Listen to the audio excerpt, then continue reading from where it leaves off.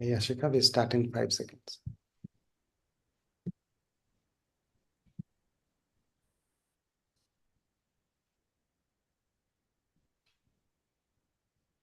Namaste and greetings. I, Yashika, researcher at IMPRI Impact and Policy Research Institute, Prabhav एवं नीति अनुसंधान संस्थान नई Delhi, extend my warmest welcome to you all to IMPRI Web Policy Learning. We are gathered here for the final day of Ending Gender-Based Violence, Cohort 2, Awareness of Policies and Governance. An online National Spring School program, a 4-week online immersive certificate training course. This training program is organized by IMPRI Gender Impact Studies Center. The chair of this program is Professor Vibhuti Patel ji, visiting distinguished professor at IMPRI, New Delhi. This program has an excellent panel of experts who will be sharing their expertise for the duration of this program. The distinguished expert panel includes Advocate Dr. Flavia Agnes G, Advocate Dr. Albertina G, Dr. Wahida Nenar G, Professor Bijay Lakshmi Nanda Ji, Professor Veena Vaswani Ji, Miss Anju Dubey Pandey Ji, Dr. Padma Diosthali Ji, Advocate Dr. Shalu Nigam Ji, Maya Avasthi Ji, Advocate Celine Thomas Ji, Professor Soumya Uma Ji, Dr. Kirthi Ji, Advocate Audrey Damello Ji, Miss Nandini Sarkar Ji, and Mr. Harish Sadani Ji. The panel of conveners comprises of Advocate Dr. Shalu Nigam Ji, Professor Gumidi Sridevi Ji, Dr. Simi Mehta Ji, and Dr. Arjun Kumar Ji. Continuing with our commitment to fostering awareness and actionable insights, I extend a warm welcome to all participants engaging in this crucial discourse on ending gender-based violence. I express gratitude for your keen interest and dedication in investing time, energy, and efforts towards comprehending the intricate landscape of policies and governance surrounding this pervasive issue. Your participation plays a pivotal role in uniting practitioners and enthusiasts alike, creating a collaborative space for impactful policy research and advocacy. Thank you for your invaluable contributions to this transformative course. We have also shared the course outline and reading resources in your email for your kind perusal. Before we start today's session, I would like to remind the housekeeping announcements once again. Please join the meeting on time. There will be a Q&A session after each presentation. Share your questions on the Q&A box. The questions must not be posted as an anonymous attendee. Ensure that your questions are precise. Refrain from making general comments in the questions to save time. Now, without any further ado, let us start with our program. It is my honor and privilege to invite the chair of the program, Professor Vibhuti Patel ji, to start the program with her opening chair remarks. Over to you, ma'am.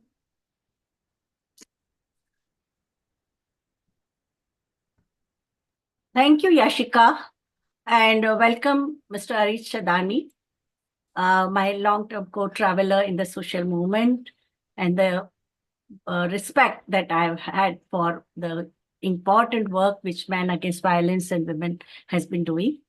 Thank you, Dr. Arjun Kumar, Dr. Simi Mehta, Dr. Vaishali Singh, Ms. Priyanka Negi, Shri Satyam Tripathi, Ms. Vitita, and today's moderator, Ms. Yashika.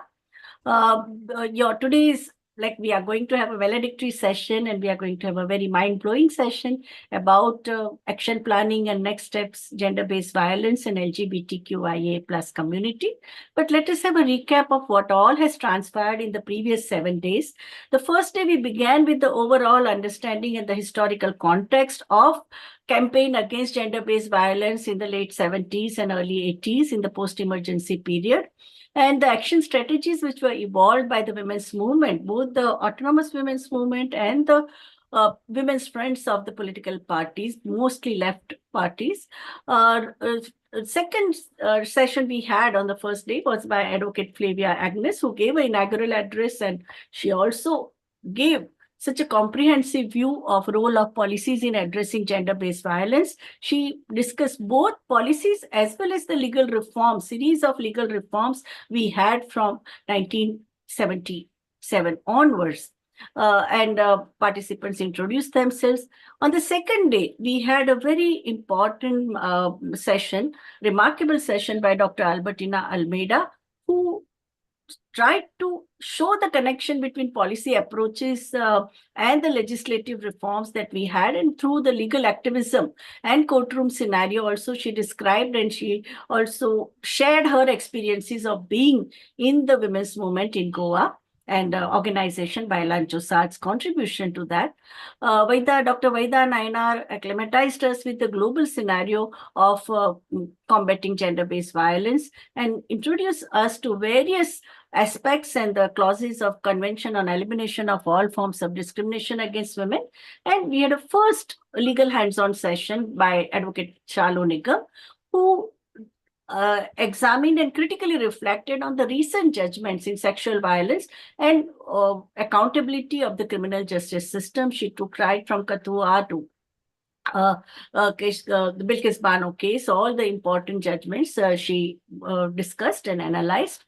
Day 3, we had Professor Vijaya Lakshmi Nanda, who spoke on role of governance in combating gender-based violence and structures and strategies. She took up this whole question of Nirbhaya tragedy and the responses with the colleges and the teachers and students and youth of India had. She also discussed the ups and downs in implementation of PCP and DT Act, some of the schemes of the government, Beti Bachao, Beti Padhao, she tried to unpack.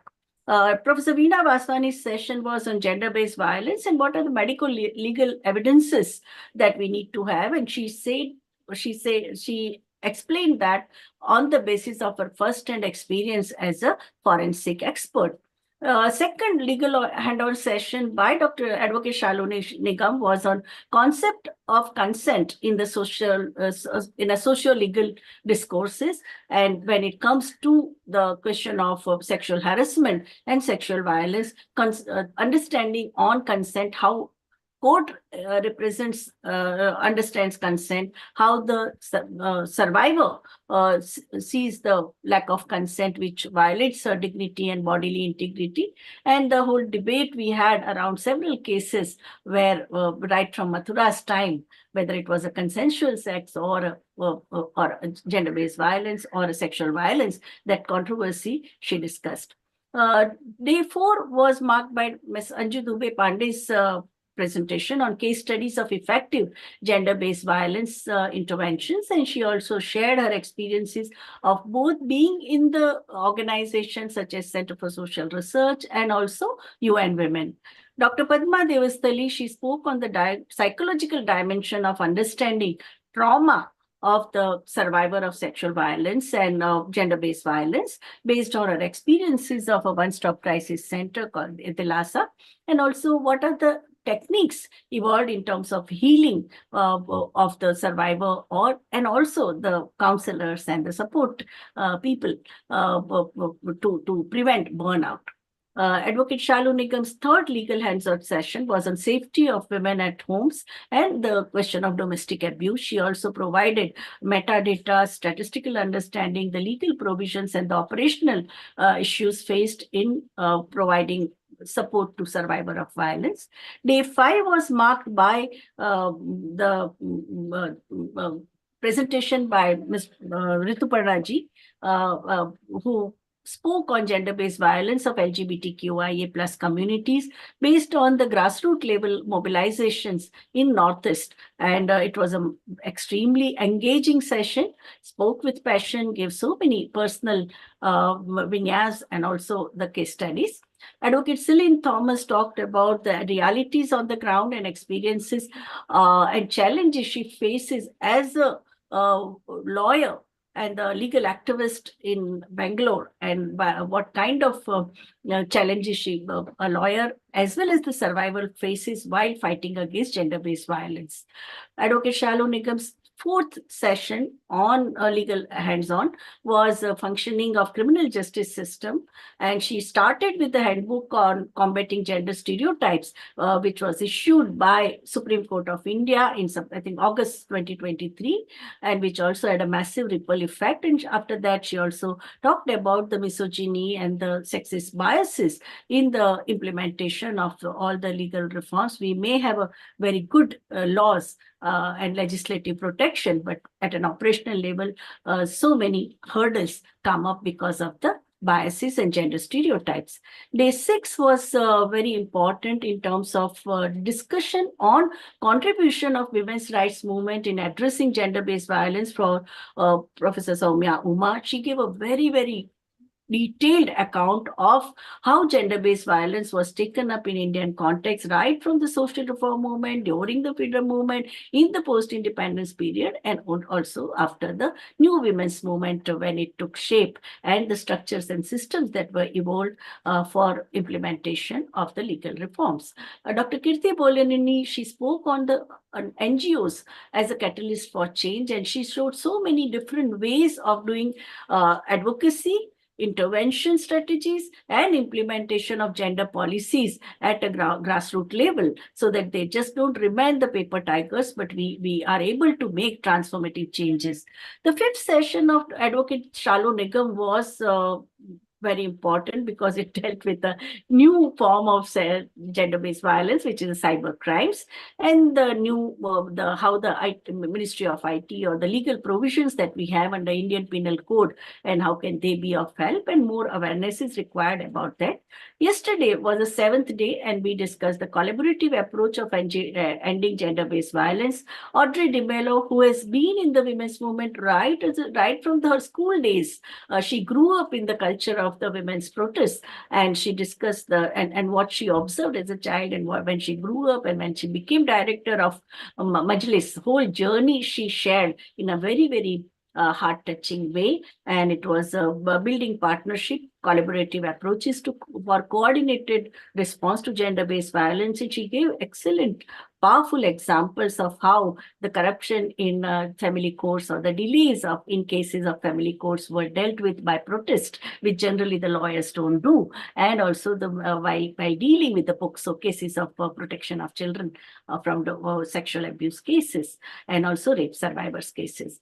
Ms. Nandini Sarkar also made a very good presentation on deep dive into tackling sexual harassment through posh policies for a secure work and environment. She has been very actively working on these issues right from the time of a new law in 2013 that we got, Protection of Women from Sexual Harassment Act, and she sits on the various ICC committees and the POSH committees of corporate world, of private and public sector enterprises, and she shared that how even women, so many times they don't support the survivor. They ally with the patriarchs and the tormentors, and this is the painful reality she described.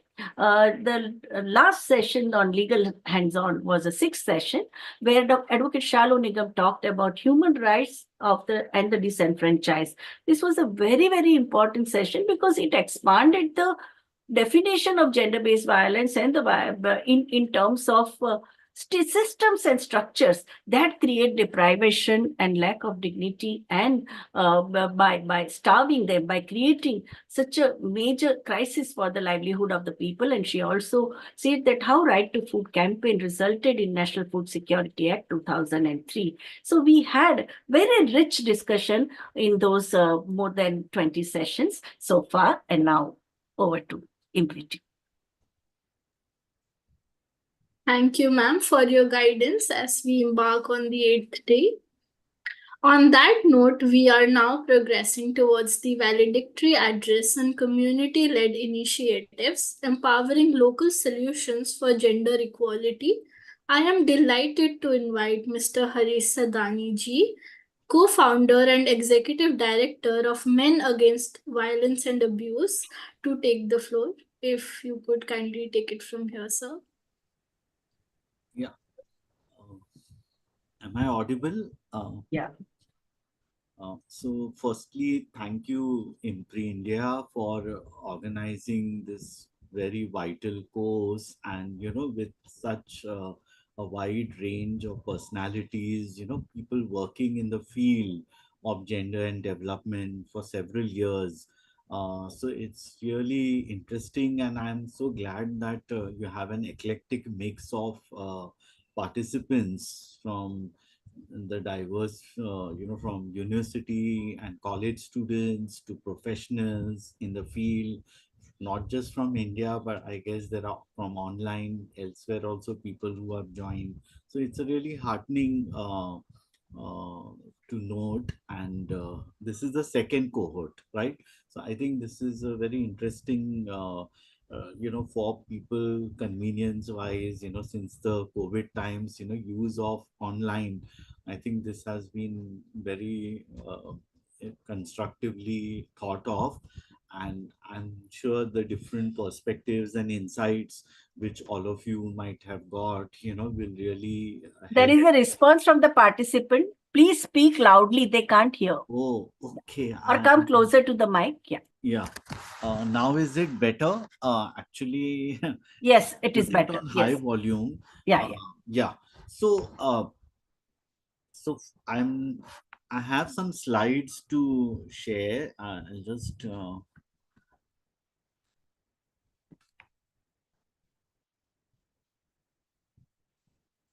can you tell whether this is visible as a single slide, right?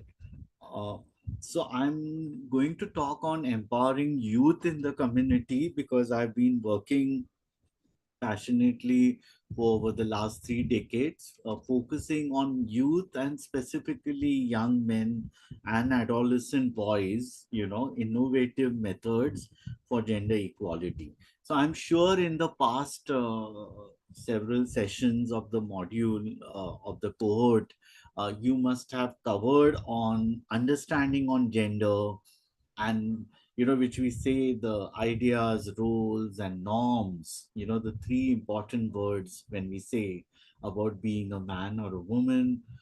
So gender is a social construct, and when we say social construct, similarly masculinity, like femininity, is also a social construct, and it's not a unitary construct.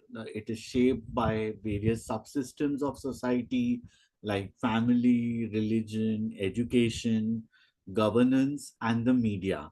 I call these as the five pillars, which are the subsystems of society. And if these are the subsystems, then the wider system, which is the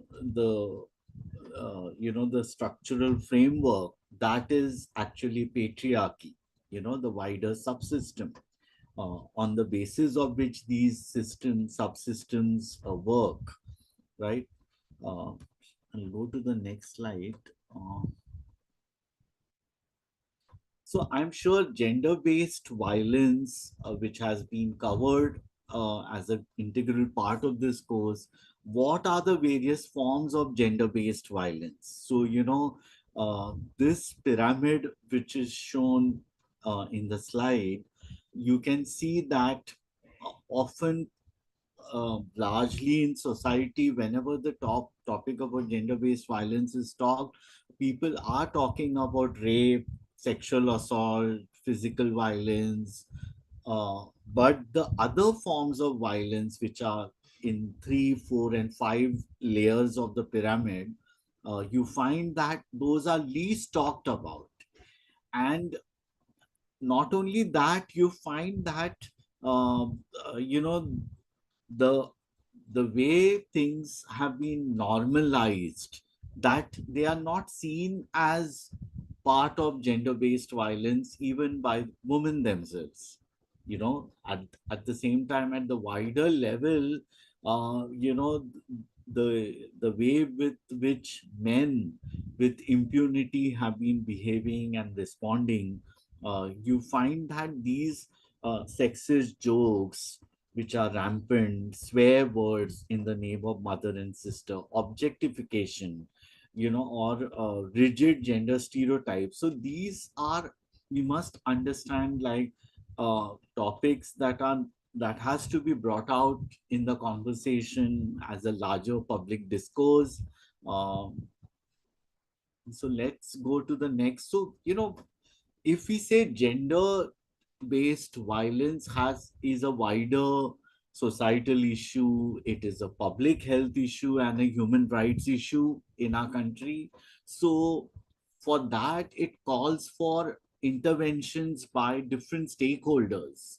Multiple stakeholders will have to play a role, and for that, one clarity we all should be having is that in a fight for a gender just, gender equal society, who is our enemy? Is it men? So the answer is not men, but the dominating mindset, which is at the roots. And the word feminism, which you have all understood over the past sessions, is not something which is anti men, not something, if it advocates for a egalitarian, pluralistic society, uh, and the philosophy, the approach of feminism is not to shun men or exclude men, but rather call them as allies, as important partners in the fight for a gender just society, for a non violent society, the dream of which is for all in the society, not just for women. We want a gender just society, non-violent society for not just women, but for men, for trans people, for people with queer identities. They all have a right to live a life of dignity and safety, right? So we must be crystal clear. So if our, just as for a casteless society, the enemy is not Brahmins as a group. The enemy is Brahmanism or Brahminical tendencies, you know. So if we are crystal clear that if our enemy is not Brahmins, and you have seen in the past examples, when Jyotiba Phule, who started the first school for girls in Maharashtra, you you must have noticed that he started the school in a place called Bhidewada, which some of you know who are Marathi speaking, that Bhide by a surname refers to somebody belong to the so-called higher caste, even though you may not believe in it, right?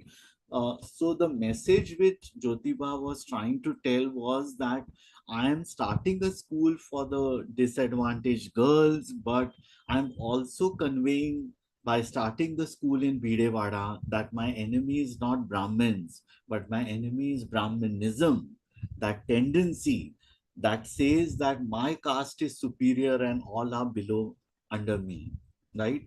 So the same thing in a gender, uh, in a fight for a gender equal society, the enemy is not men, but the male mindset, the dominating mindset.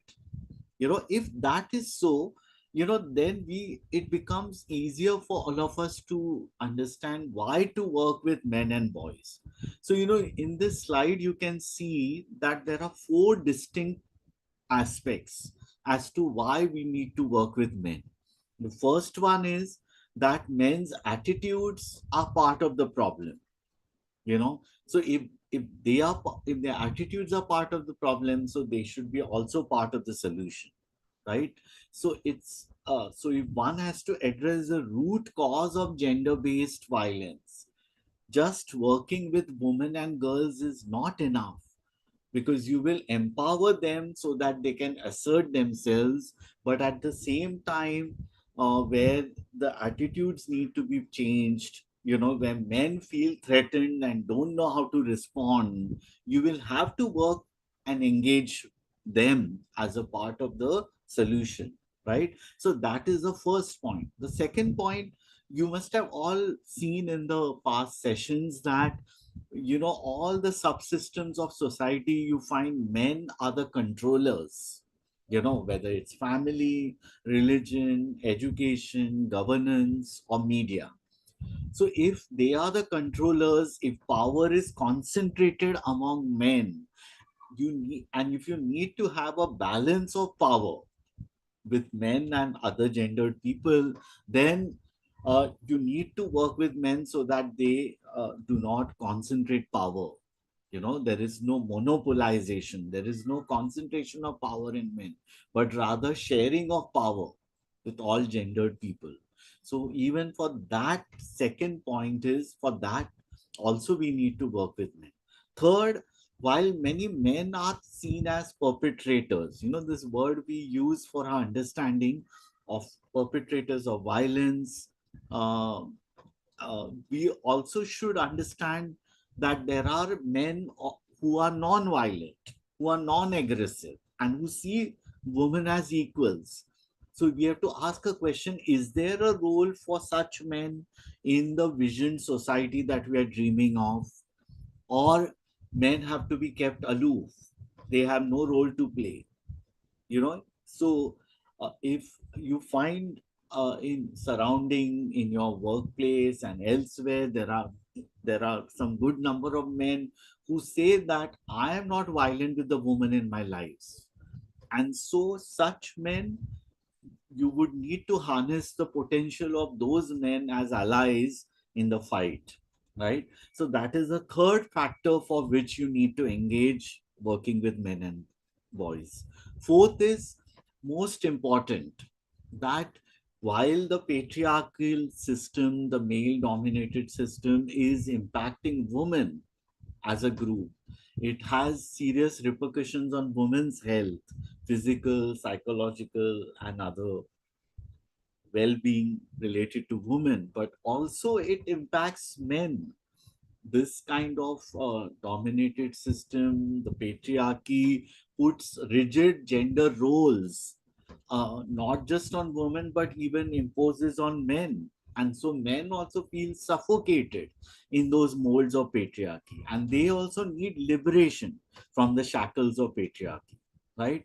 You find that right from a younger age, boys, as they are growing up, they are told that they have to be achievers, they have to be winners. uh, they shouldn't take no for an answer, in whatever they are pursuing, right? They are told from a younger age that as they grow up, they have to not just earn, but earn a lot of money, take care of not just the woman, but other elderly, other members of the household. So they have to have shouldering the responsibility to include that they are the main carriers of the legacy. So as a result, they have taken on them unrealistic expectations on them, and this takes a toll on their health. If they are not able to be seen as achievers, if they see themselves as failed men in their eyes and in the eyes of others, then it has repercussions on men's health also. You find examples of suicides, men who are frustrated and who cannot take no from women. You find that the repercussions of that you are seeing in different incidents, contemporary happenings.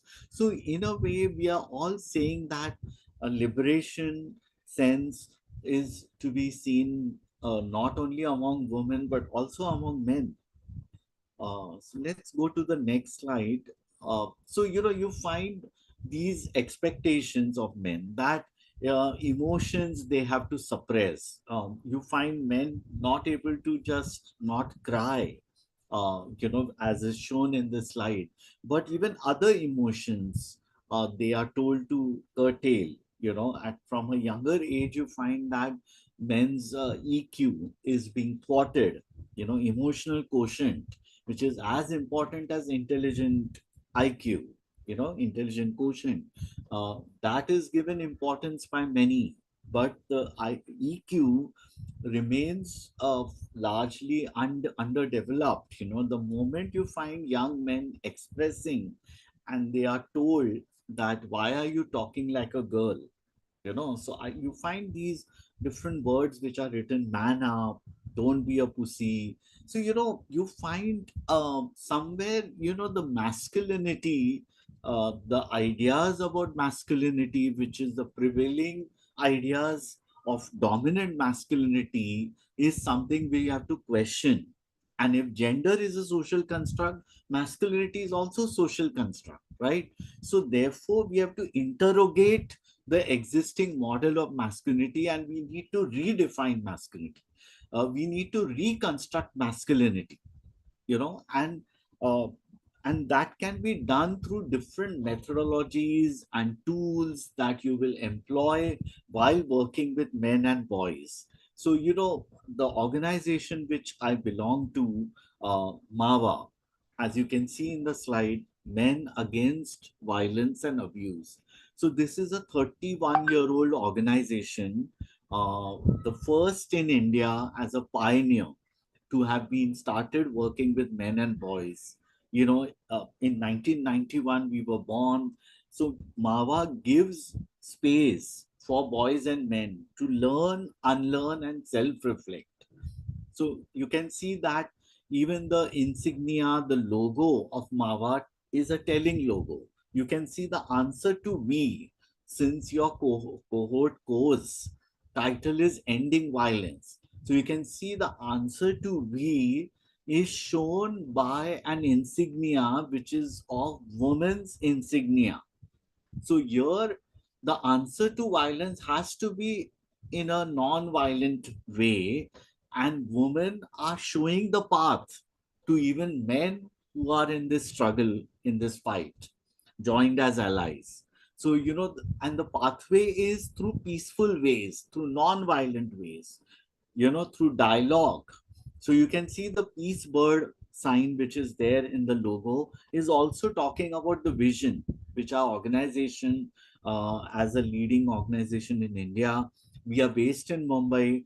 So, you know, some of you would be very interested to know that how the organization came into being.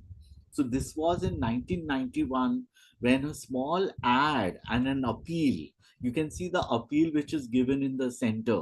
This was an appeal given by a senior journalist, a distinguished journalist called C.Y. Gopinath, who was writing a column in the Daily Indian Express. And he thought that while an article on domestic violence was written by his colleague Claire Talwalkar, he thought that why not give an appeal as a potential solution, possible solution, calling for men who believe that wives are not for battering, and if there are men who can come together and do something. That was the appeal which was published in English and in other languages, sister publications of Indian Express. And I'm heartened to say that 205 men, including me, had responded to that ad appeal. And then I gathered some 35 men who were called by C.Y. Gopinath for a face-to-face meeting. And that's how this organization, MAVA, was born. And in the past 31 years, you know, we have covered a wide range of activities that focus at three level. You know, if I can say, strategically, we thought that our work should be focusing on the preventive level, while it is equally important to work at a curative level. And I'm sure you would know the distinction. Curative level would mean that after an incident of violence has happened, then how do you work with men concerned and enable them to help stop that violence, right? So, and sadly speaking, when the curative level work, it calls for counseling, guidance, group counseling, face-to-face counseling, and the kind, for which there is a woeful dearth of efforts in our country. Whenever you talk about counselors, they are largely, they call themselves as family counselors run by several groups, civil society bodies across India. Their focus largely has been counseling women and children, but counseling men has not been given as equal importance and weightage.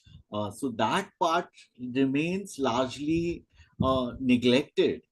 And an organization like MAVA had for a long time, you know, started work on counseling, but because it's a non-funded area for which you need sustained support, for which a dedicated team is needed, our program on counseling has been jinxed, I must say. So as a result, our focus is more on preventive, and in preventive, you find it's a 2-3 level where we use cultural advocacy as a tool, where we use out of the box methods like interactive workshops, street theater, experimental theater, film screenings, folk media, social media. And I'm happy to say that for a long time, last 20 years plus, I have been mentoring a large number of young men in their 20s, and they were university going, college going. It started from Pune with some 35 young men. And I'm happy to say that over the years, some 1,000 young men I have, 1,000 plus young men I have mentored. This work has now, in the last 3 years, spread to outside Maharashtra, where we have been based. So outside Maharashtra, we have been able to develop a cadre of young men as uh, communicators who are working in Gujarat, Assam, and Karnataka. So in collaboration with several local bodies, we have been able to upscale our work and amplify our effort. And so you can see the pictures here which talk that a publication also we bring out in Marathi, which is a magazine by men, for men, of men. And it has some of the best articles were translated in the form of a book in English. And I'm happy to say that this book, several copies were reprinted, and now there are hardly few copies left. But people are demanding that we should come up with a new volume. So this magazine and the book is first of its kind, because it talks about a first person account by men who are wanting to change the gender transformative ideas. So some of the mentors of mine, you can see they are talking about male entitlement to power and privilege. And for that, you need to promote a critical thinking and a dialogue with men. They will have to undo power, right? And along with, so one of the important points we must realize that we have to question the heteronormativity, which is being reinforced by all our subsystems. So, along with patriarchy, we must remember that heteronormativity is also something with which we have to fight. That is looking at gender beyond the binaries. So either you have been looking gender in the lens of either a cis man or a cis woman, heterosexual man or a heterosexual woman. Beyond these two gender binaries, there are a wide range of other gender identities, which is called as a gender spectrum. So, you find in this picture a well known activist who's a LGBT activist talking to my mentees and youth from colleges and universities. So we encourage that dialogue so that the understanding is widened and we come to know. So here's an example of how theater is used as a tool. Posters which talk about engaging of men to rise on the occasion. You know, where does the strength of men lie? Is it in physical strength, but rather other kind of strength where they see women as equals, right? And you find that 16 days of activism, which is from 25th November till the 10th of December, observed internationally. So our organization takes specific campaigns during this 16 days, the fortnight, and we try to use material which is developed by the youth themselves. So you can see the placards which the youth are holding in the rally that is brought out, taken during those 16 days, especially on 10 December, the concluding day, which is an International Human Rights Day. So I must tell you that this is another very important initiative I have been doing through my team. That is a 2 days traveling film festival, a 2 day festival of films on gender themes, covering the wide spectrum of gender, is what we have been doing in several 2 tier, 3 tier cities of India. So this happy to say that this has become like an annual feature since 2017. We are having the film screenings and discussions over 2 days in several leading colleges, universities, civil society bodies.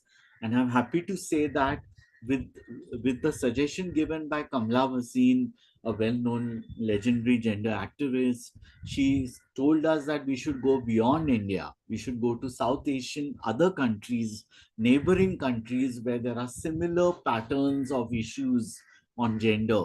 So I'm happy to say that in the last 3 years, we have gone to Bangladesh, Nepal, Indonesia, and Bhutan.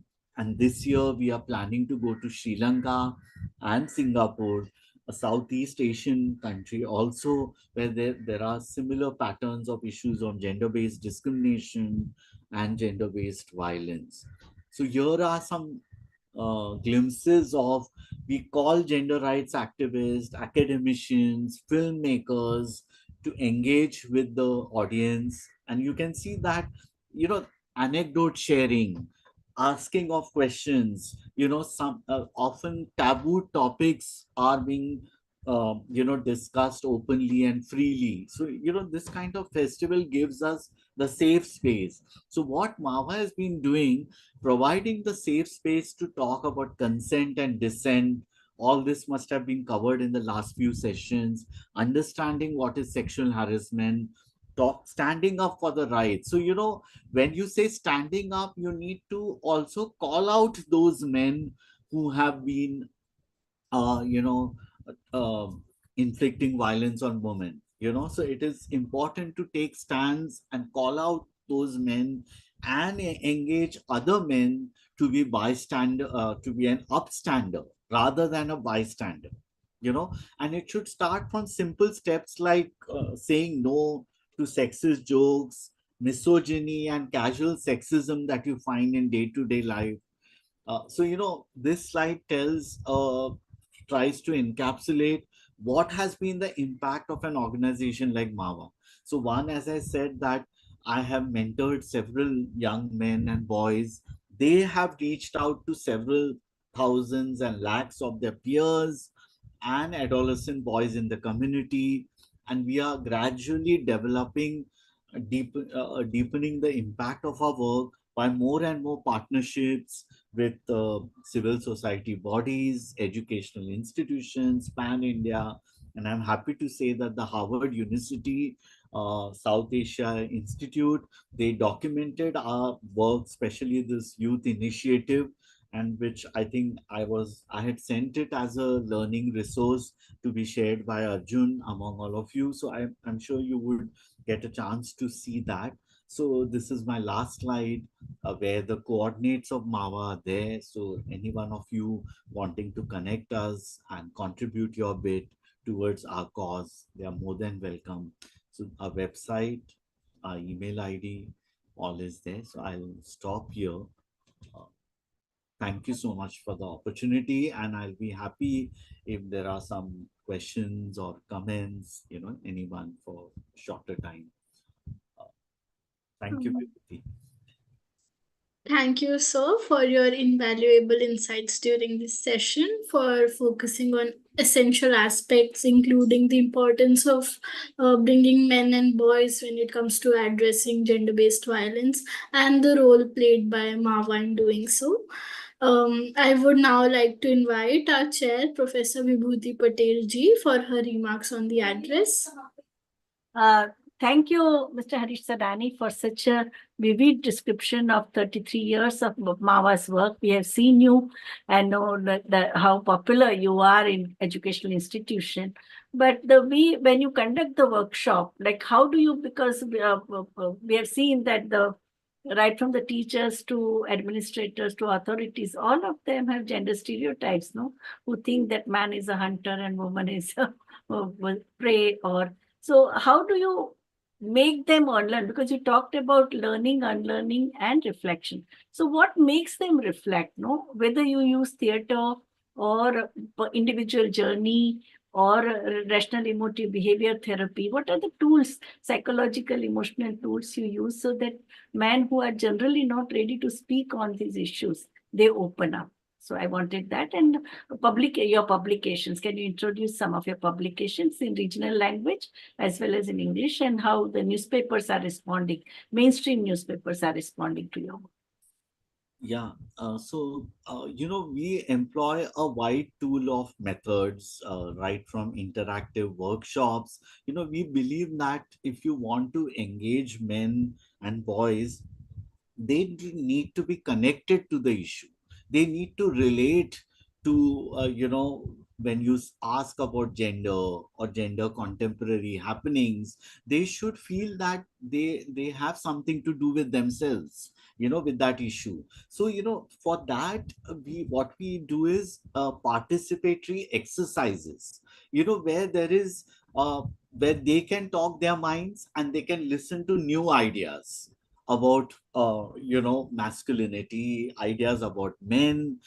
So for that we may use a participatory exercise where certain games are there, certain, like for example, understanding privileges of a man. You use what is called as a male privilege bingo, a game where you list down certain privileges and ask them, is this applicable to you? Then people will put up their hands, and you will find that there are some men who will put up their hand even, and there are other men who are not putting up their hand. So in other aspects they are disadvantaged, and some men are advantaged, so what we call as intersectionality.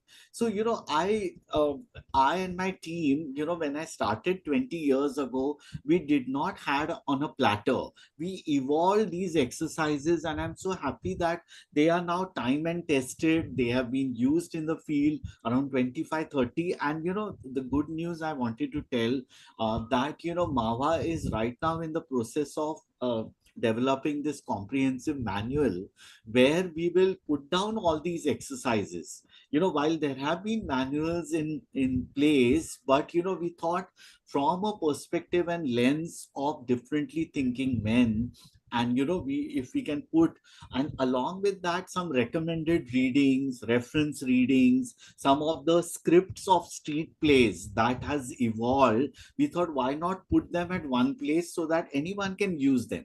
So it's a mix of theater, experimental theater, as you said, and also films. We found, like usually people use videos, short videos in workshops and all, but we realized a film festival, gives that space when, a slice of the spectrum, because you need to see some films not just on gender-based violence on women, but also on toxic masculinity, on LGBTQIA issues, homophobia, transphobia. So, when one gets a sense that they are all interconnected, and one has to have perspective over all these, then so I find films, and as you said rightly, even getting trans activists interface. So that interface also helps to clear some understanding, and it gives a new fresh insights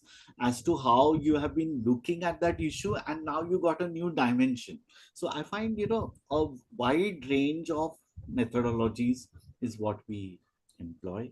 And the publications, so Purush Spandana is a word in Marathi. So it means men's expressions. And the literal meaning is, of course, expressions from the heart.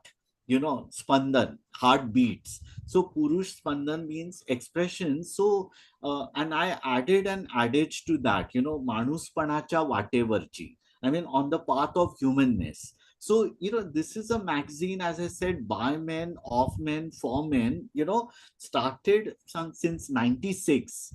And, it's an annual Ank, so some of you who know in Marathi, in Maharashtra, there is a parampara, a tradition of Diwali Ank, and it is 100+ years old tradition that some 200, 300 magazines come out in the market, where there are articles, stories, poems, first person account, research writings, surveys. And we thought that why not bring out a magazine which will reach out to men, so actually men who were from the 90s and who belong to a certain privilege, but they were willing to share their journeys so that other men can also relate. And it began with that, but I'm happy to say that today first generation writers, and while 80%, 85% of the articles contributions are by men, 15 to 20% contributions are by women, by trans people. So people know in India, when we talk about trans people's issue, little bit awareness about who's a trans woman may be there because of religion and mythology. You have characters who have been there in Mahabharata, Ramayana, and all. But trans man is largely their situation is invisibilized.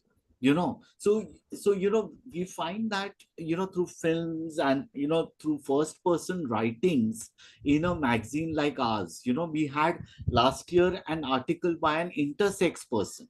Now, what is the journey of an intersex person who is a feminist? Daniel Mendonça, Daniela is now her name. She was a Daniel prior to that. So what has been a journey? So I find different methodologies are being employed.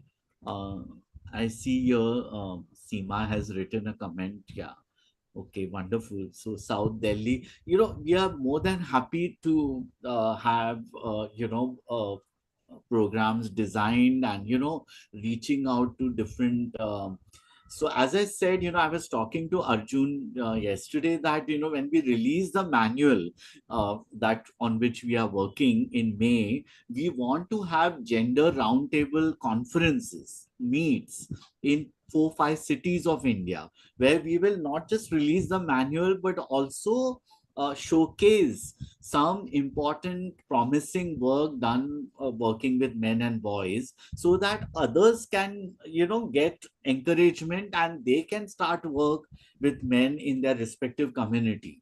And we are more than happy to do even TOTs, training of trainers, workshops, region wise, for organization wise, especially those organizations working with youth. We'll be more than happy because we have a rich experience in that level. So we'll be more than happy to collaborate and take this advance our mission. So thank you. So I'm sure, I think you have other 2 sessions, but if there is anyone wants to comment or Natty Lopez. Oh, hi, Nati. It's a familiar face and a name because College of Social Work Nirmala Niketan, has been a home, for me. And I had interacted with Nati there. So I'm glad Harish that sir, she's nice to hear you after a long time, but it was reviving, like, and just wanted to ask your voice is. because mostly Sakya, I am in college. Yeah, yeah. My voice. Can you hear me? Now I can. Now Yeah. I can. Yeah. Now we can. I have little internet connection problem. Yeah. Yeah. Can you hear me now? Yes. Hello. Yeah. Yeah. We can. So here I could see the your sessions evolving, building a perspective among young men is very much like that I could see how you in the villages or in the communities, because there we now as you said, we work in a curative aspect, while when the women survivor comes to us. But same time, if we want zero violence at the community level, how we could work like, no? So to get the people, means it is a very slow process, because the mentality or a patriarchy is so strong, as you said, in the governance, religion, this is there. So can you narrate or share your experience in dealing at the community youth or something? Yeah, I think, you made a very important point. So apart from work in colleges, universities, we need to work with the neighborhoods. So there have been experiments done where, you have representatives of the community. You can form a network of elderly men, retired people, which will include even some elderly women from the community, like the zero tolerance. I think Vibhuti might know that, Neelam Gore started as an experiment of, you in the area where you are, the region where you are, you ensure that if you want zero tolerance, then how you can empower the local community. Like, we developed a pool of volunteers in the community who will, wherever necessary, take professional help. I remember Kalindi Muzumdar, one of our stalwarts, she used to tell that, it is possible that the residents of a colony, or even as you said, in rural areas, the village has functionaries. No, they have, Panchayati Raj. Apart from Panchayati Raj, elderly men, vigilant people, can play a role, and you can have representatives of adolescent men also in that. But they meet periodically. So you and I, practitioners, interventionists, we can strengthen those kinds of initiative which are sprung from the community. And you have to also let them know what are their limitations, when they should contact a professional, right? So a telephone helpline, for example, often you find in domestic violence cases, if timely at the initial phase, when an incident has occurred, at that time, if you take the help of the helpline, it is all the more effective and long term, giving that kind of support which is necessary. But at the fag end, when things have already escalated, then a helpline or community support group will not be able to give much. But at a preventive level, as you can understand, that they all have a role to play. If so that's the, I think, and there are experiments done elsewhere also, in different other countries also. Say no to violence, the white ribbon campaign, some of which started, it began just symbolically putting as a white ribbon on the day when there were girls massacred in Toronto. And Michael Kaufman started that, and it spread from one place to unions and organizations. So from a symbolic to actually proactively running campaigns, longer intervention programs. So I think, and it's all voluntarily effort, and now the white ribbon campaign has spread from one continent to 3 or 4 other continents, including Australia.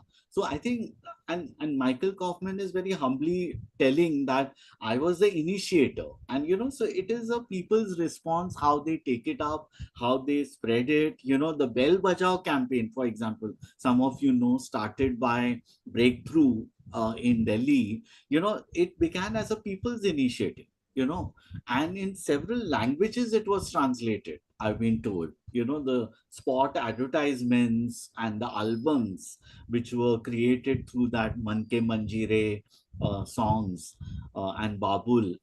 So I think these are methods which can be used, tools which can be used by lay people also.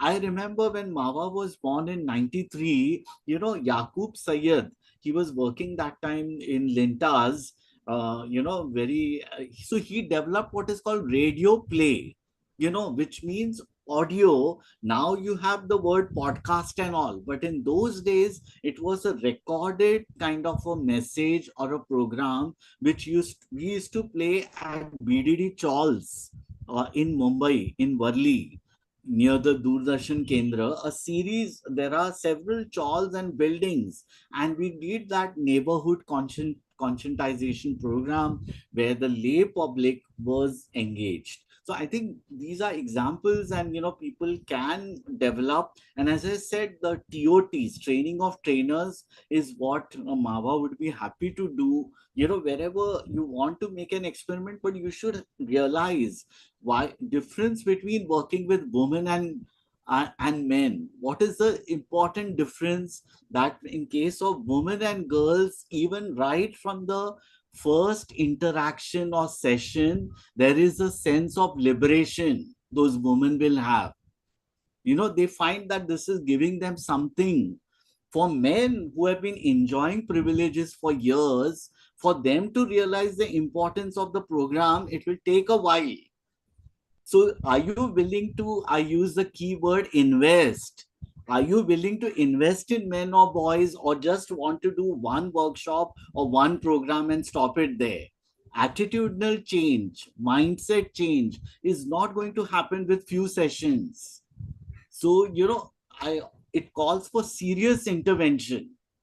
If one is crystal clear, and so I, in my TEDx talk, if some of you can read that, see that talk, which is available on YouTube, I have said that working with the disadvantaged on one side and transformation of the so-called powerful, these two cannot be mutually exclusive agendas.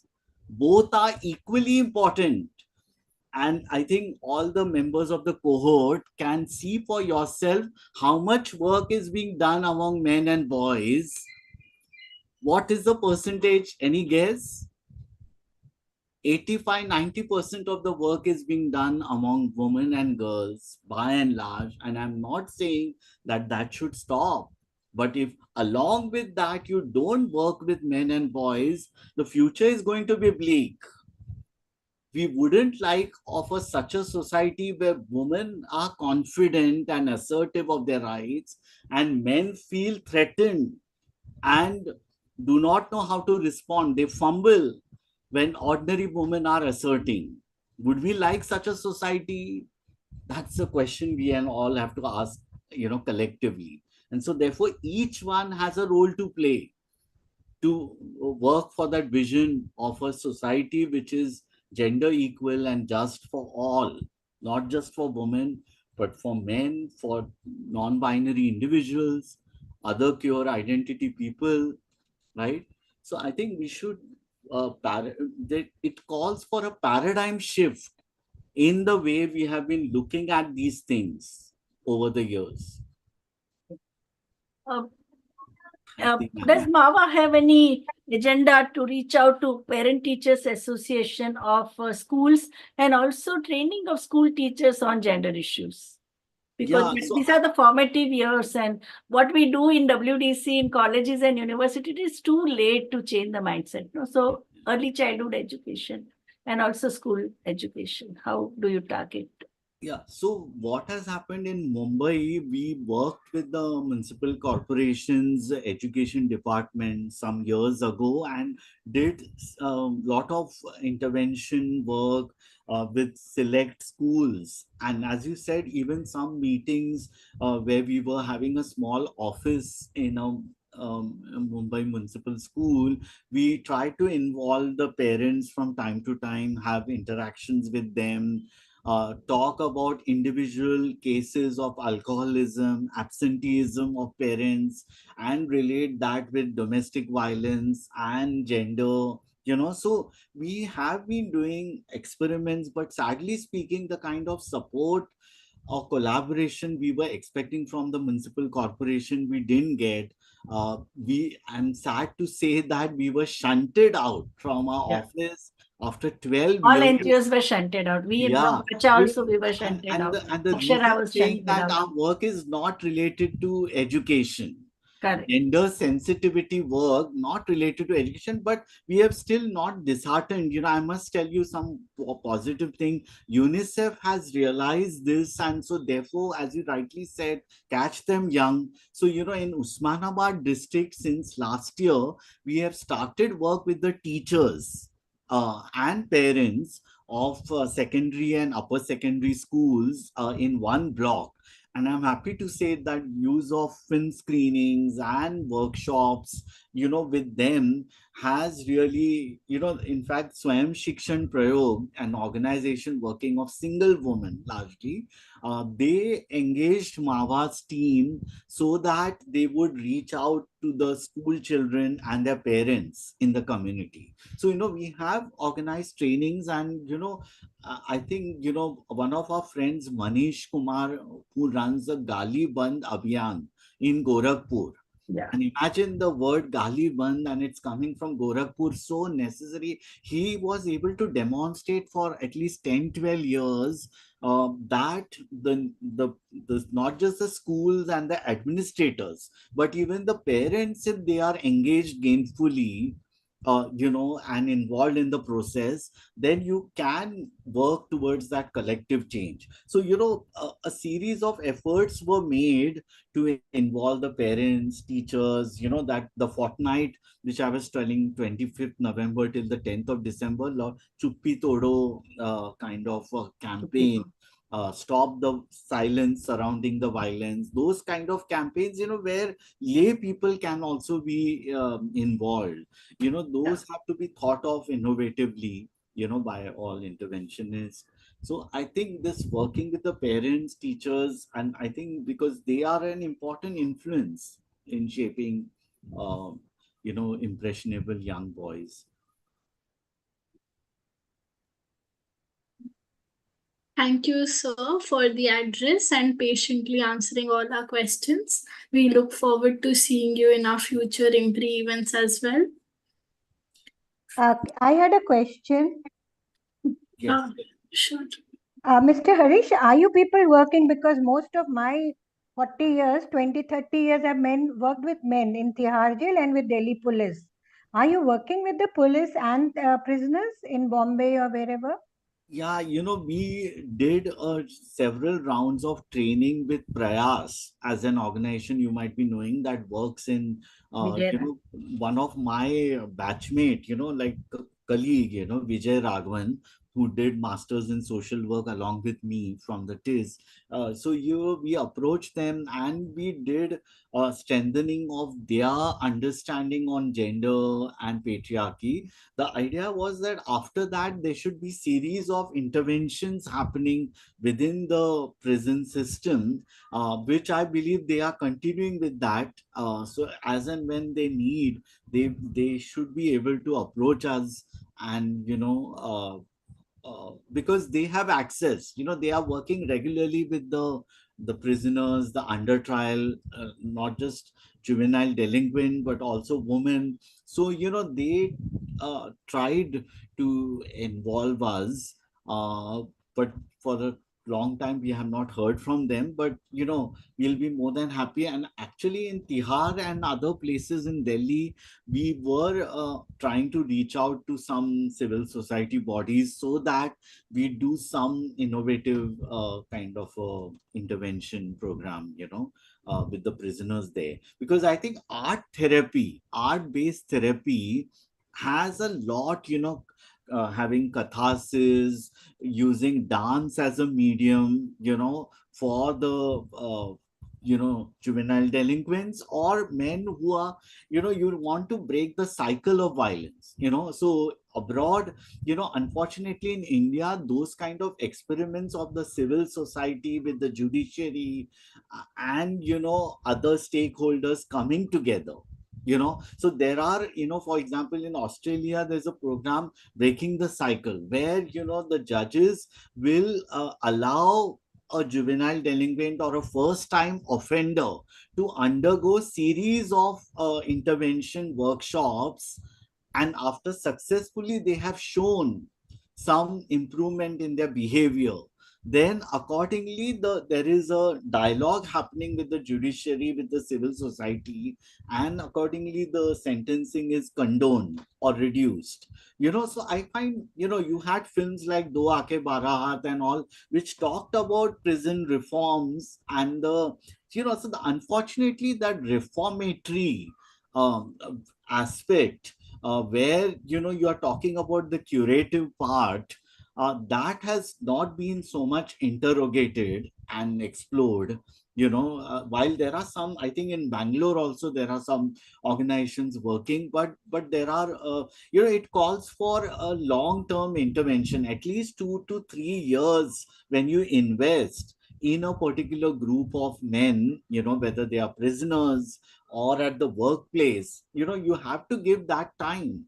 And I find, when as talking about policies and programs, this cohort, I think we need to realize that investment of time and effort.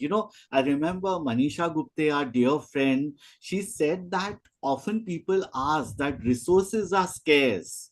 We don't have resources to reach out to women, and you're talking about reaching out to men. So she said the question was not about financial resources. Even if 80% you invested in women and 15 to 20% in men and boys, things wouldn't have been as bad as they are today.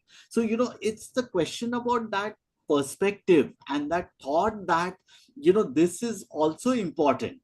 Simultaneously, it calls for investment.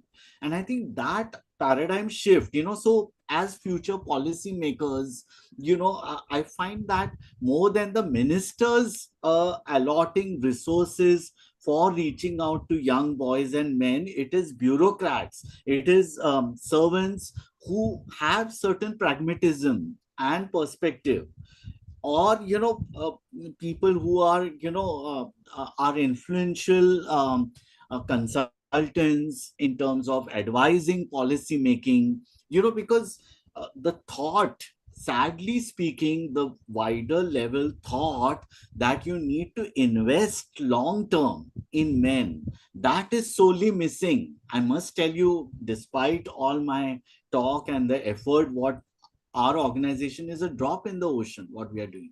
If you see the wider scenario in our country, this thought itself has to be talked at in wider discourse in schools, universities, and even at the community level. So I think No, and I think also there are hardly any masculinity studies. right. Even in social science department, you don't have. So I think integrating these concerns into the foundation courses of universities and colleges is very important. Other thing is that child rights organizations have objected to the term juvenile delinquent. And they say it should be child in conflict with law because of the circumstances which force children to behave like that. So the burden should not be on the child, but it should be on the circumstances, and we need to change that. So I think that is but I think bringing it, are you working with the Board of Studies and some of the where the syllabus is also discussed, and where the masculinity studies or some of the topics which MAVA has been tackling can be integrated into the proper mainstream courses as well as foundation courses or certificate and diploma courses? Yeah. So I'm happy to say that my team member Altamash has been in touch with certain colleges and universities, and we have been able to do certificate courses, you know, and also some universities as a part of their the Pune University has this courses on gender, so they invite us to conduct some modules. But as you rightly said, apart from Radhika Chopra from the Delhi, Yeah. She started a course specifically as a part of gender studies on masculinities, and abroad you find such courses are there beyond one or two institutions. So I think wherever there is women studies centers or gender studies, which are across different cities in India, we need to inculcate in that, incorporate in that how working with men and boys, can be a part of understanding gender. you know uh, What do you think about the course in Pune University by Mangesh ji, Professor Mangesh? So He, I he think has written a book on masculinity.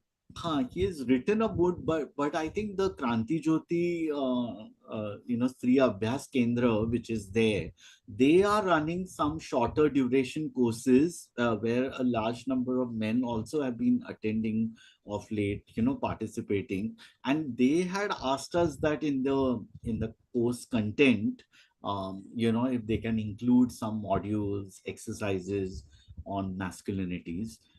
But I think it is still at a nascent stage, like in India, there has to be not just tokenism, but, the full understanding.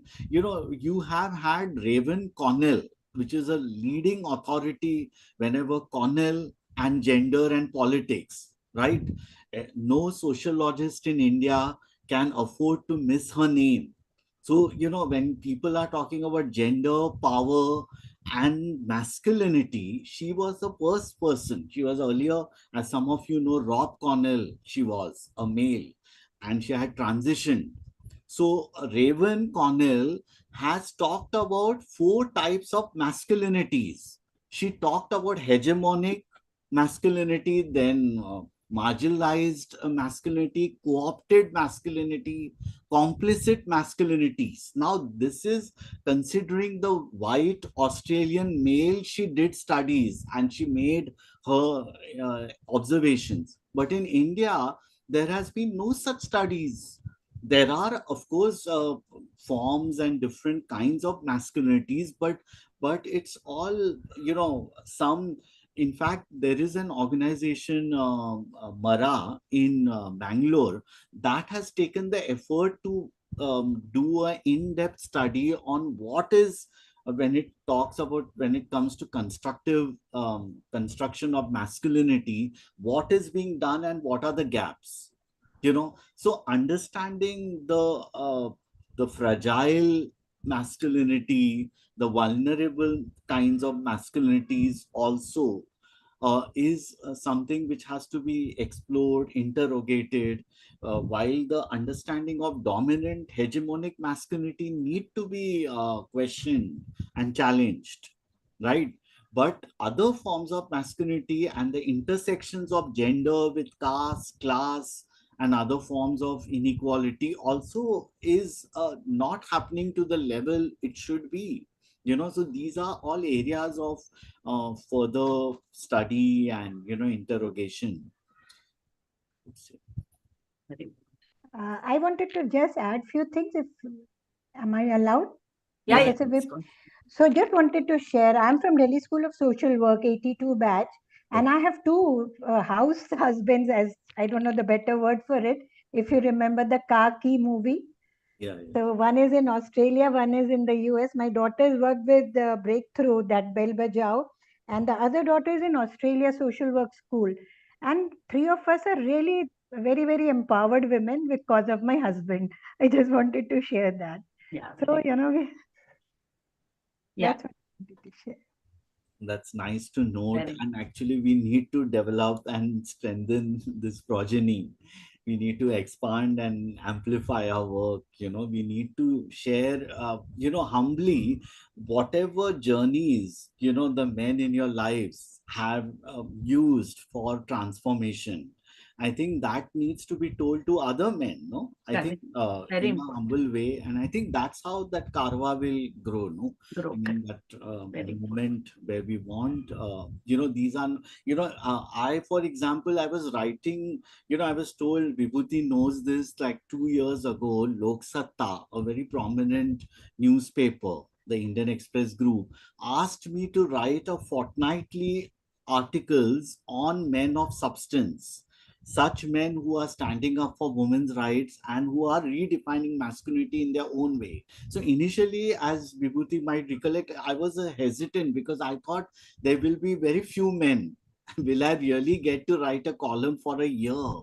and which means at least 25, 26 men. But I'm happy to say some 23 men I was able to identify across the length and breadth of the country. And these are not just organization related men, right? Working in the development sector. Some of them are lawyers, some of them are, in diverse fields. Police officer from Telangana started work on not just anti-trafficking using what is there in the law, but he went beyond the call of duty. Those girls who are trafficked, he showed them a new life, a new beginning. Alternative livelihood is what, that is not supposedly work of a police officer, but he did it as a call of duty. So I think there are examples we need to multiply of ordinary men. And I'm happy to say that Rashmi Lamba, one of my team members, really saw that those 22 stories that I wrote 2 years ago, she felt that shorter films can be made on them. And I'm happy to even share here that a first pilot which we made on a guy called Nelson Deb. He is actually the original, the original pad man we all know is a person from Coimbatore, right? Arunachalam. But Nelson, a 36-year-old guy currently from Assam, took inspiration from that pad man and started an enterprise that will produce quality products related to sanitary pads. And not just that, but at a preventive level, his work with men, talking about menstruation and the taboos associated with men, that is path breaking.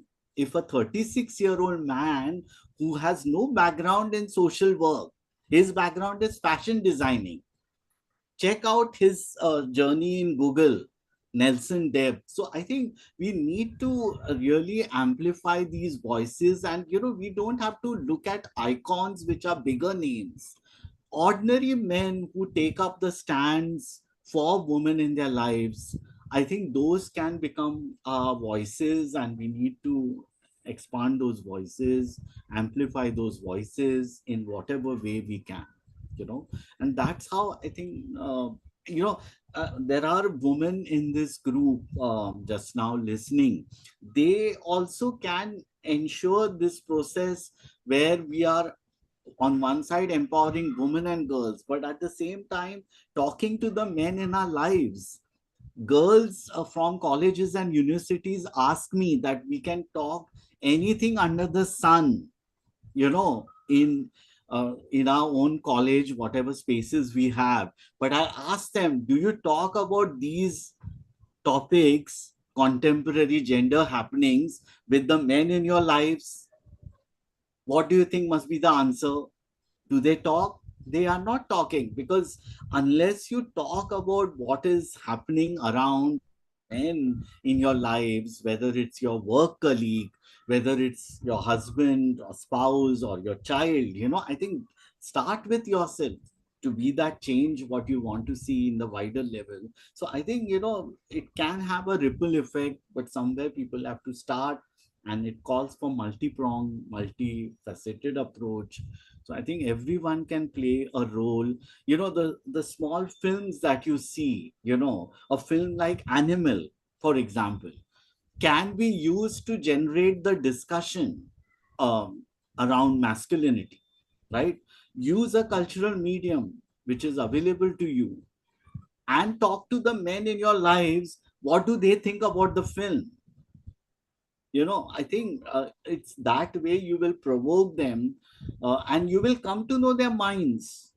Because Vibhuti, you might know that there was a play Sachat Gharat in Marathi, which means before 7, before dark, come at home. That was the name of a play and the name of a film, in which a scene is there where a college going girl is relating to an incident what happened in Pune, and she's asking her boyfriend, her close male friend studying in the same college, that if something like this happens to me, an incident which had happened to a girl in that contemporary Pune, this girl from a college is asking her boyfriend, and the boyfriend said that if such a thing happens, I will disown you. Now, had the girl not talked about it, she wouldn't have come to know the mind Correct.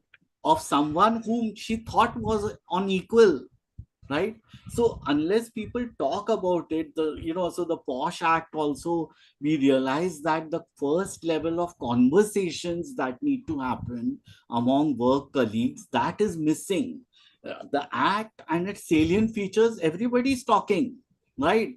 But the culture of talking about what is harassment, what is masculinity, what is toxic and what is non-toxic, what is consent and what is dissent, that has to be interrogated with the male colleagues in the workplace environment.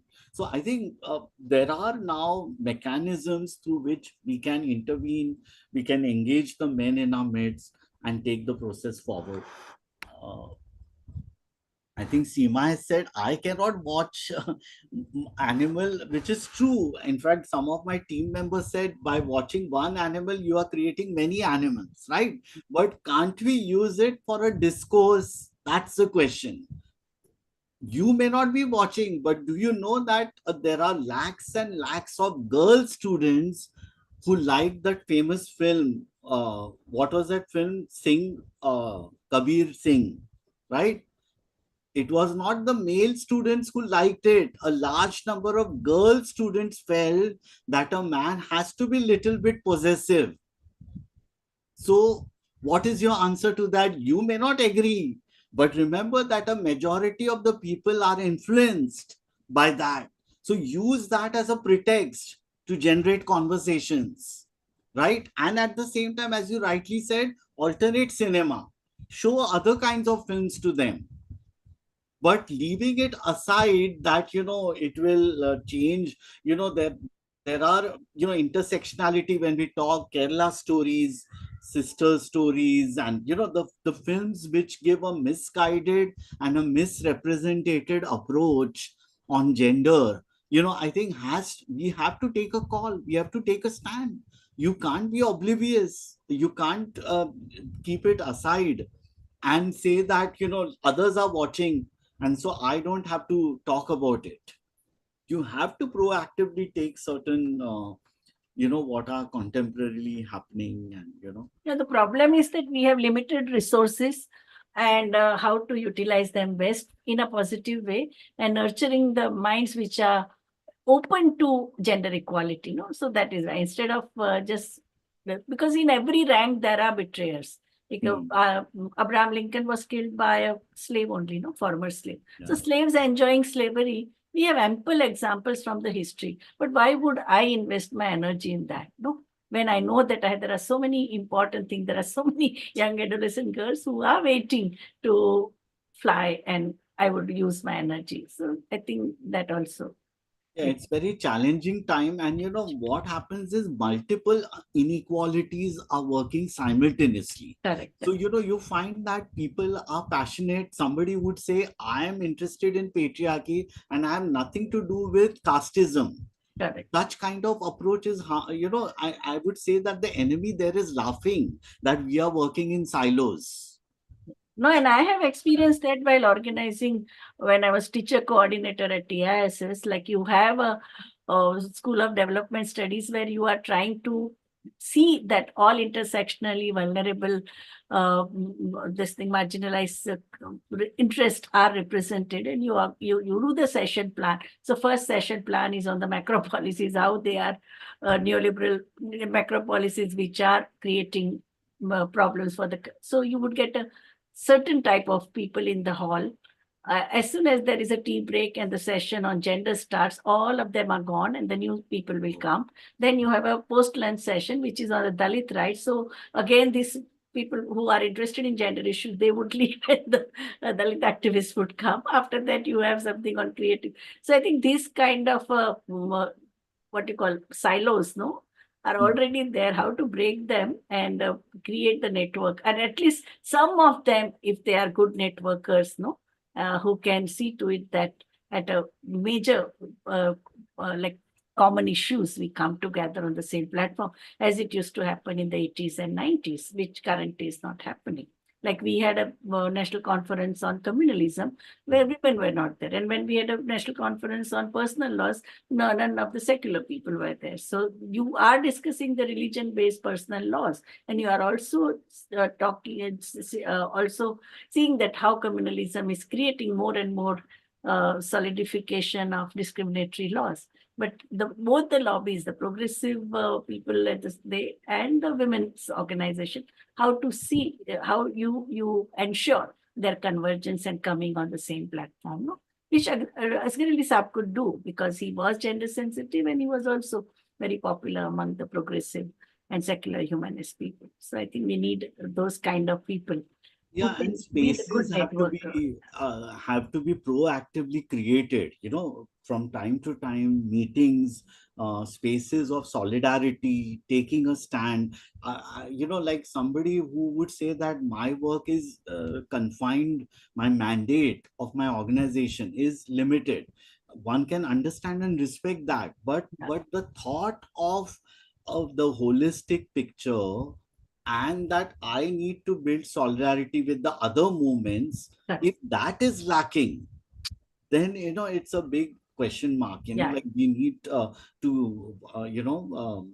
ensure that like section 377, the judgment on homosexuality, I felt that the other movements did not took up a stand when the judgments were given, whether in the Delhi earlier judgment or the Supreme Court judgment. So you find that one movement and the other movement, the interrelationships and moments of solidarity and support can be actually thought of in a very organized way. At least periodic spaces and meetings have to be there across the spectrum, because that's what is as I said, the multiple identities, multiple inequalities thriving together. So similarly, our response also should be somewhere, while we may be focused on a particular issue and our mandates, but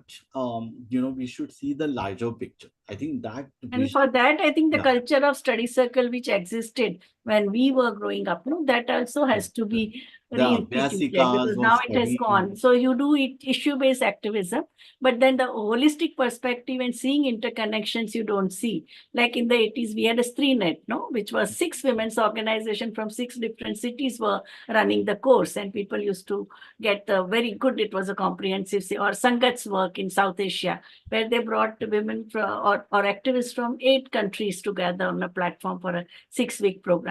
All those things have now disappeared, and that's why we see that people don't even know each other face to face or this, and that then without knowing the person, you always have fear of the unknown, and you don't you have several doubts on coming on the same platform. So the culture of study circle also has to be fostered. Dr. Yashwant Sumant also was sharing this idea of having study circles, abhyasikas, where even in the women's movement, when women's movement was informed by the strong academics versus grassroots activism, they were informing each other. When such a thing is thriving, then you have moments of reflection and looking at the wider interconnections. I think that is what we need to revive and inculcate and ensure such moments created. And I think deprivatization of knowledge resources, putting them in public so that easily they can be accessible, that is also very important. Otherwise, some people are extremely articulate and politically correct, but then large masses of people, they just only have whatever Bollywood offers or whatever the mainstream media churns out. Open sources. Open sources are very important. Ishmitji would. Thank you, sir, for this wonderful, thought-provoking session. I've been very carefully listening, and there are lots of thoughts which are in my head, but I won't be able to put them all together. I mean, otherwise I'll be eating up all the time. But I would really definitely like to begin from one, incidents in my own life where when we were growing up, my father picked up a pad and he brought to us and he said if the size was all right. And we all had a hearty laugh, at my father showing us the, pads. And then it became a kind of a, routine in family where our father would buy pads and bring them home. But this led to a certain other kind of liberation, particularly for me. And so even when we were growing up, we were in a kind of a mixed kind of an environment where we were told that, okay, if you have pain, you got to endure it and all. But when my daughter, was born and when she got into puberty, so we had told her that, okay, enduring, you don't have to endure pain. You can say I am in pain, right? You can tell everybody. And we do have a very open environment at home where my husband and, my daughter, there's nothing to hide about, periods particularly. But at the same time, when I try to engage in a certain kind of a talk with her, there is a certain kind of a societal pressure. She wouldn't want to talk about it. So this is something which she's getting from outside, and when they were children, she wouldn't want to play with boys, so because, my daughter is she was very tender. She hated violence. So the boys would sometimes hit. So she didn't want to play with boys and she was like, no, I mean, ye to marte hain. Inke saath nahi khelna. And she had, she built a image in mind that boys will beat. And we were like I was very upset that why is she getting these ideas? And it's very slowly that I had to get her out of this. So one is that we create a family space where the home, becomes a safe unit, for girls and it becomes a space where they can be, in whatever they are experiencing. Two is like, I also teach a course called Women Writing and Practice.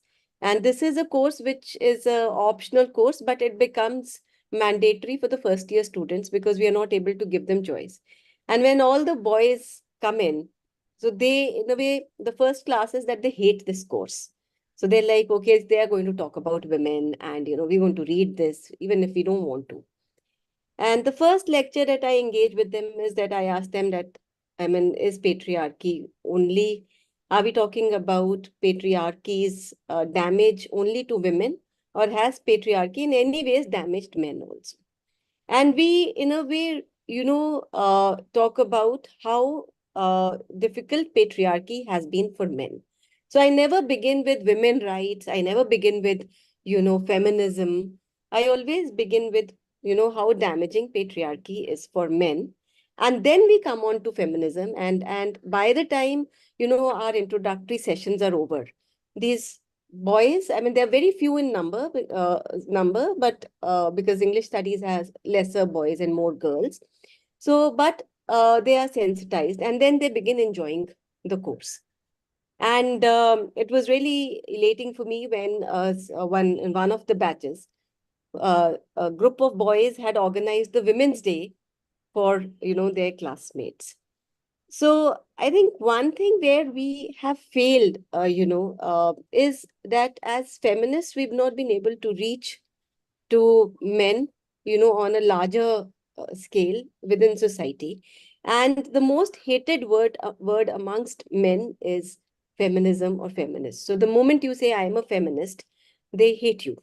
They feel you are just totally against, them. And we are those who are going to protest, झंडे उठा के जाने वाले हैं, right? हम कभी घर वालों के साथ adjust नहीं करेंगे.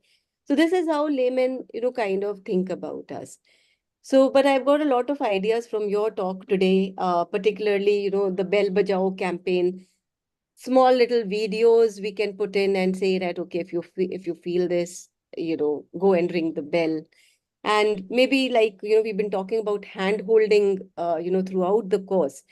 So even in our society groups, it would be a very good idea to, in fact, put in small little quotes, which are sensitizing quotes, but very, very small little quotes. Let's teach our men, let's be there for girls, or maybe something like, give situations and ask people to discuss. And so, I mean, there have been a lot of things around us, because I remember there were two women smoking once in our shoppers area, where there was a huge discussion in society that women are, on the society group, that women are smoking. हमारे बच्चों पे गलत प्रभाव पड़ रहा है. And so I was the one who initiated, and I asked them that when men smoke, तो क्या आपके बच्चों पे गलत प्रभाव नहीं पड़ता? आज औरत को स्मोक करते देख के आपके बच्चों पे गलत प्रभाव कैसे पड़ रहा है? And but I was amazed to see that a lot of women joined me in this. When I was being bullied, so a lot of women, joined me in this, and they talked about, how men behave. So I feel sometimes we have to also sensitize these groups, where all kinds of discussions are happening, but we are hardly talking about, questions of gender. So, I agree. So, like how you trigger off conversations using something contextual, something contemporary, from time to time. You don't have to, have a deliberation for a longer time. Use that particular moment to trigger, what is happening in an incident around you. Use that to talk with the men in your lives. So as you said rightly, you gave examples. Also, along with Vibhuti, I would like to say that, while working with men and boys for a long time with the women's movement, it wasn't on their agenda. We must understand it was historical reasons. There were several women who had given chances for men to change their outlook, and they had, what they got was bitter experiences. So so this is a something, while today there are women's rights activists like Manisha and all who say that, while they have comprehensive programs reaching out to women, at least one program they will ensure will reach out to men and boys also. So we have come like a full circle. While other women's groups are observing, activists are taking a note of what is happening, they might have not had energies or resources. They are focused on working with a target group of women and girls, which is understandable.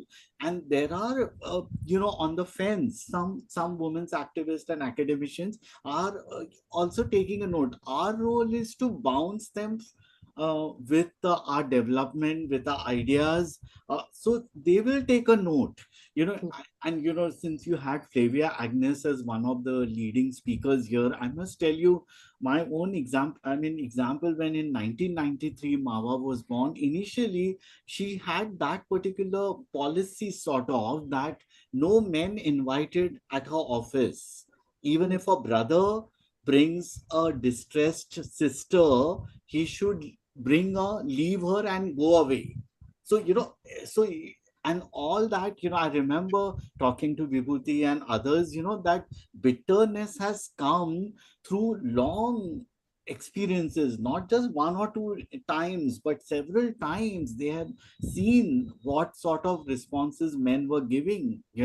So, and we must understand, in today's times, as I said rightly, leaving work, not working with men and boys, the future is going to be bleak. And most importantly, organizations like Mawa, activists, have shown the pathway, in the sense, like Manisha and all say, that we have to take a pause, listen to what Harish has done, what has worked, what has not worked, right? What are the gaps? So I think that kind of liberal approach is what, pragmatic approach is what we need to share and widen, that what is working. At the same time, we have to be also cautious. There are men's rights groups also mushrooming in our country, right, which are on a woman bashing agenda. They are the ones celebrating Men's Day. Don't forget that if tomorrow any one of you in this group are invited, that 19th of November, let's celebrate Men's Day, they might say that let's celebrate with a positive approach. But you and I have to ask that, when you give credence to a day and say that it is Men's Day, search on Google, you will find the history, how it started. Somebody wanted to salute to his father and started that day abroad. And so the history of what it is for a Women's Day, the genesis, if you see what happened in Chicago when girls, tailoring women, had come on the streets, there is a history, right? Is there a history for Men's Day in that sense, that to understand what is the situation of men today, let's seriously understand without pointing fingers at women that they are responsible for the increasing suicides on men. So, you find these men's rights groups are twisting the figures and the facts, telling that a large number of men are today having a difficult time. It's because of women. So, you have to be cautious of such groups, and at the same time, not take a stand like a savior. We men, protection, uh, the word protectionist kind of approach, you must have learned that there are three forms of equality, right? One is formal, which remains on paper.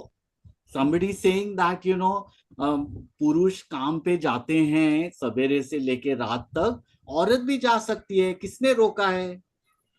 But not taking into account ensuring that women go to work, that is not formal. Formal means formal, what is applicable to men can be applicable to women, but you are not taking into account what are the specific needs of the target group. So that is formal. Protectionist is saying that pehle aap sort of culture, where we are there to protect. So we have to be very cautious and clarify. I use a kind of a disclaimer clearly saying that men are not to protect the bodies of women. Men should be there to protect the rights which they have been enjoying, the rights of women, which are public rights, which are human rights, which the men have been enjoying for years, right? And you can give example, right to mobility, right? We are not saying that there is curtailment on your mobility. If you are enjoying that right to mobility, it's that you have to ensure for the women in your lives, right? So I think that we have to be, while working with men and boys, I think these are the different underpinnings we have to keep in mind, that, what is our approach? And also, as you said rightly, with the women's movement, also the discourse has to be happening. While there are, as Vibhuti would know, and some of you might know, that the, the national meet of women in, I think it was in Kolkata or where, they had said, no men will be allowed. I mean, it's completely. So, you have and I have to realize that there are some spaces only for women, some spaces only for men, also, I would say, for them to open up and realize, and some spaces where all gendered people are there, so that kind of understanding is where we want to go to, and so therefore we must be very crystal clear that what is our approach when we say engaging men and boys, and as you rightly said, that one approach is to talk about the toxic masculinity, which is impacting men also in the long run. That is definitely a strategy, but also we have to talk about how it is impacting women. So, I mean, you have to give that whole context, that patriarchy is the common enemy, and how, I'll give you one simple example. I think this is a very interesting dialogue. So, I had this Rasika Agashe. She's a well-known writer, theater personality from NSD. I asked her that she should mentor my youth in coming up with a play on masculinity. And she did a play with the title she came up was Mard Ko Dard Hota Hai. And remember, the word is not Mard Ko Bhi Dard Hota Hai. When you say Ko Bhi, it has a different political connotation. Correct. When you say Mard Ko Dard Hota Hai, as a matter of fact, Mard Ko Dard Hota Hai. No denying of that. But the beauty about that play, which is calling the perspective, that Rasika ensured that the pains of a woman, a heterosexual woman, the pains of a gay man, the pains of a trans woman, and then she's coming to the pains of a heterosexual cis man in a patriarchal world where we are, how they are connected.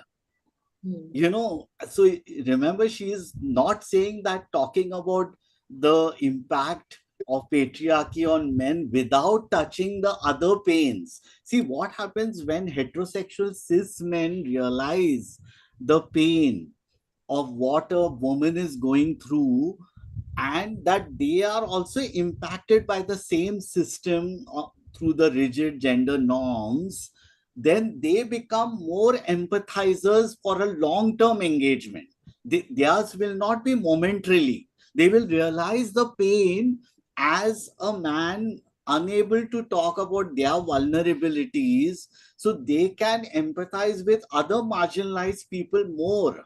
So it's that you have to always remember that this kind of protectionist और ये जो है ना, ये approach से हमें दूर रहना है.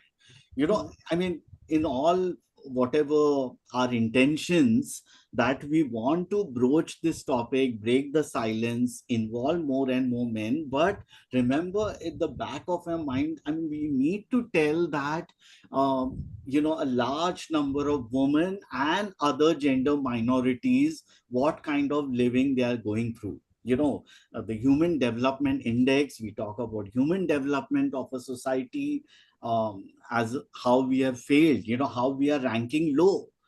Our number is 134 or 140, not even among the first 50 or 100. And there are people who want India to be called as superpower. तो हमें ये समझाना है कि आप पॉपुलेशन की बात कर रहे हो, क्वालिटी ऑफ लाइफ कैसे जी रहे हैं. और जब क्वालिटी ऑफ लाइफ से half of the population you say women, what about the invisible population जो दिखता ही नहीं है, क्या वो जी नहीं रहे हैं और कैसे जी रहे हैं?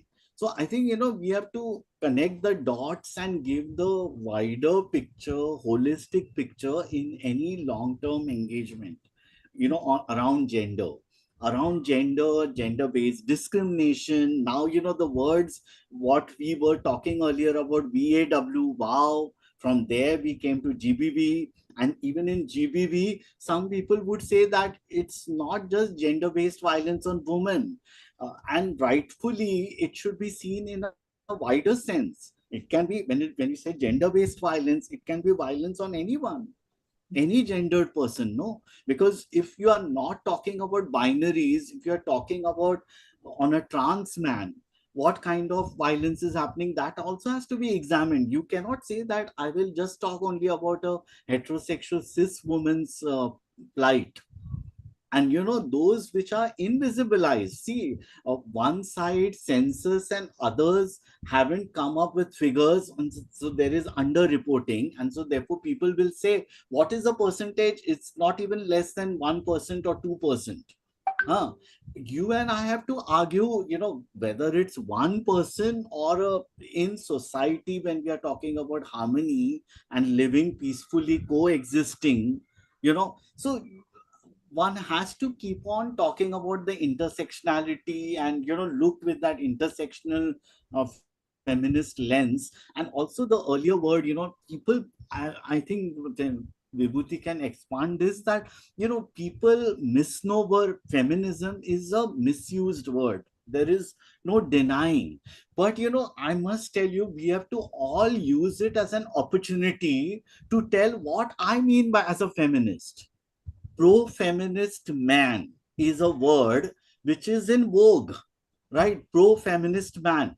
When people say feminist woman, I mean, it's understood that feminist means a woman looking at from her perspective, right? That's a Narivad. So doesn't mean, I mean, on the face of it, going by the name Narivad, हमें नारियां दिख रही हैं, उनके perspective से दुनिया को देख रही हैं, but it doesn't shun that men are aloof or not part of that, no? So I mean, if we expand this, that our enemy is not men but the male dominated mindset which is at the core, which can be even in a woman, right? The male dominated mindset can be even in a woman, right? Who is at the workplace, you find that she may be in a superior position and men can be subordinated, right? So we have to keep on telling, how we should realize crystal clear that, our, just as the fight for casteless society, our enemy is not Brahmins, but Brahminism. When Ambedkar burnt the Manusmriti, so many of his Savarna friends were standing besides.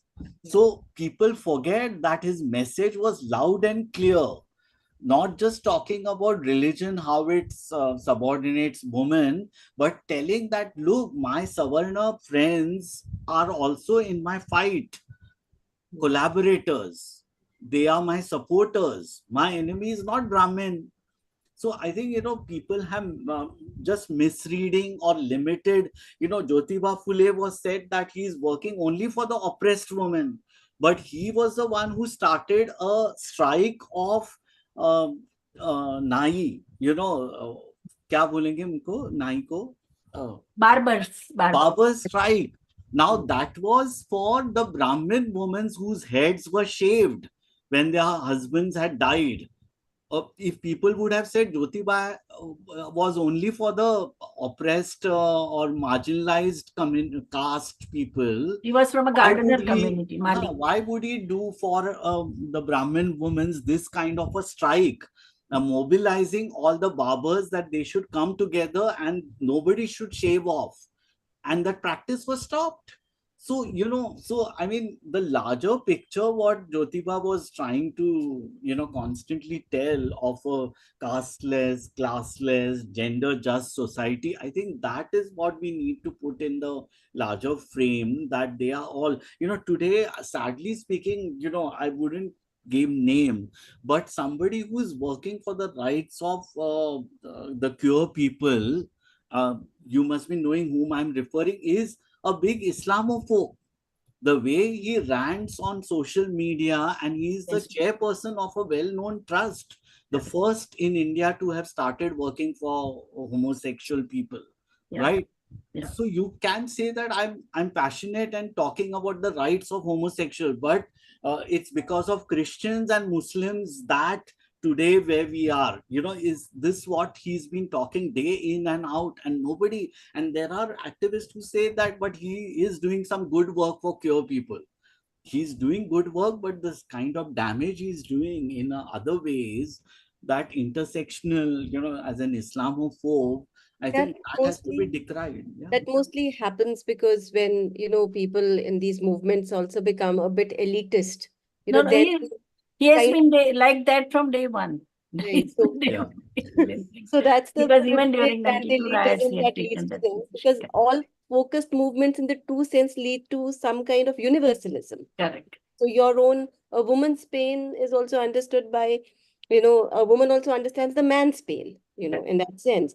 So there's a woman here in Ahmedabad, I'm from Ahmedabad, who celebrates 19th November, Women's Day. She's a journalist, and she felicitates all pro-feminist men. And she invites all kinds of men so that, this example can go on and other men can take inspiration from these men. So they come and they narrate their stories, how they have been with women. And it works very well. So that's like, of course, I mean, one focus on any of these movements should translate into a larger universal cause. No, and plus problem is that whether you announce yourself as a feminist or not, but the moment you talk of women's rights, like Miraben in 1954, she wrote Women in Modern India, very authentic research-based work. And Kamala Devi Chattopadhyay agreed to write forward, but with that she has written that she talks like a feminist. Bell Hooks says that I never announced that I'm a feminist, but the moment I talk about women's rights, people, they call me that I'm a feminist. No, so this is how it is. Yeah, you challenge the power structure, and then you are labeled as well, because it is very difficult for those who have enjoyed privileges for so long, to give up those privileges and share power. After all, it's a question of sharing power. Yeah. She also says she'll connect with you. Yeah. Chat. fine. Yeah. Yes, I also feel that, this thing to even express gratitude, towards men or anybody for that matter, who is with you in this fight is also very, very important. Correct. Sometimes little acts, any kind, anybody who stands with you, holds your hand, is quite a lot of help. And the, precedence that it sets, it helps quite a bit. Another friend, I mean, these are all personal cases that I'm talking about. Another friend, she was brought up by her bua because she didn't have her parents. And when it was a time to, when she was called for property sharing, her, mother's family offered her something. So she was on the verge of denying that. I mean, they were offering her, so it was not they were taking her right. But so she's married in a very good family and all, so she was wanting to deny that. So her bua who had brought her up was also a single woman, and she told her, don't say a no. Because if you accept it, you are paving way for many other women. Correct. An example is kind of set. It's not about your need. It is about, that somebody is extending an hand to you on that. So an example is set for many of those who will never be given this right. So somebody might see and say, अच्छा उन्होंने उसको दिया था तो हम भी अपनी बेटी को दे देते हैं. No, even when I went for a WDC of dental college in New Bombay, one doctor, he after the session got over and we were talking about the whole thing about the women's rights in Indian legal system and all. And he said that his father had willed away his property to him, but his own 3 children, they told him, Papa, this is not done. Then it is unjust. We need to share it with this. And he said, I had also principally agreed that whatever Papa had done, I am going to share it with my sister. And he confided that we did that, no? Though my father was a patriarch, but we did not abide by that, no? What he said. I think things are changing, yes. Yeah, but in Slightly, but places yes. like Maharashtra, you still have brothers making the sisters write the Bakshis Patra. Yeah, all over India, all over India.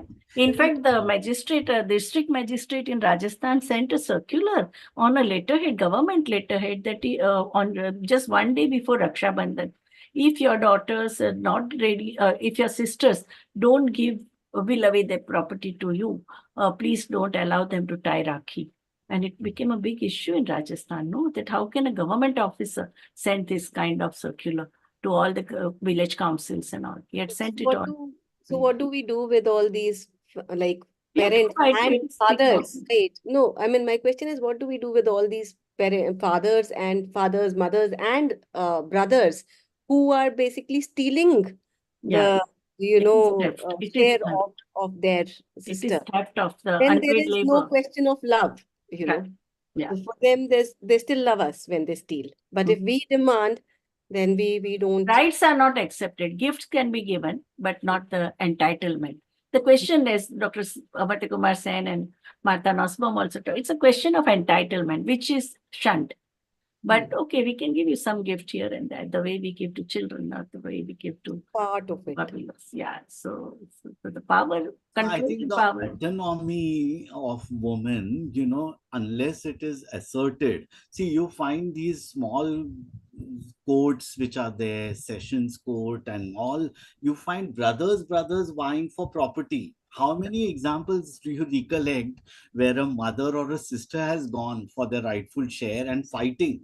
Those are very few examples. Very few. So, That's the only remember social in capital the- they have, no? And if they lose that, because you don't allow girls and women to have any contact in the outside world, their only exposure is to the natal family and in-laws family. And if they lose out there also, then there is nobody. So I think that insecurity of losing out social contacts and social capital, because they have not been in the outside world, no? And they've been To always make conditioned to friends give. and yeah. And they've been always conditioned to give, Yeah. to So sacrifice, that to is there. give. Yeah. That is Even also, there is a educated- fear also, fear. And even educated parents, like, they talk about giving 40-60 share. Correct. And I mean, I was discussing with another friend of mine, and I was telling her that your daughter has invested so much of emotions in you. The son is abroad and the daughter is here in India. I said, what about her emotional investment? Still, you talk about giving her 40% share.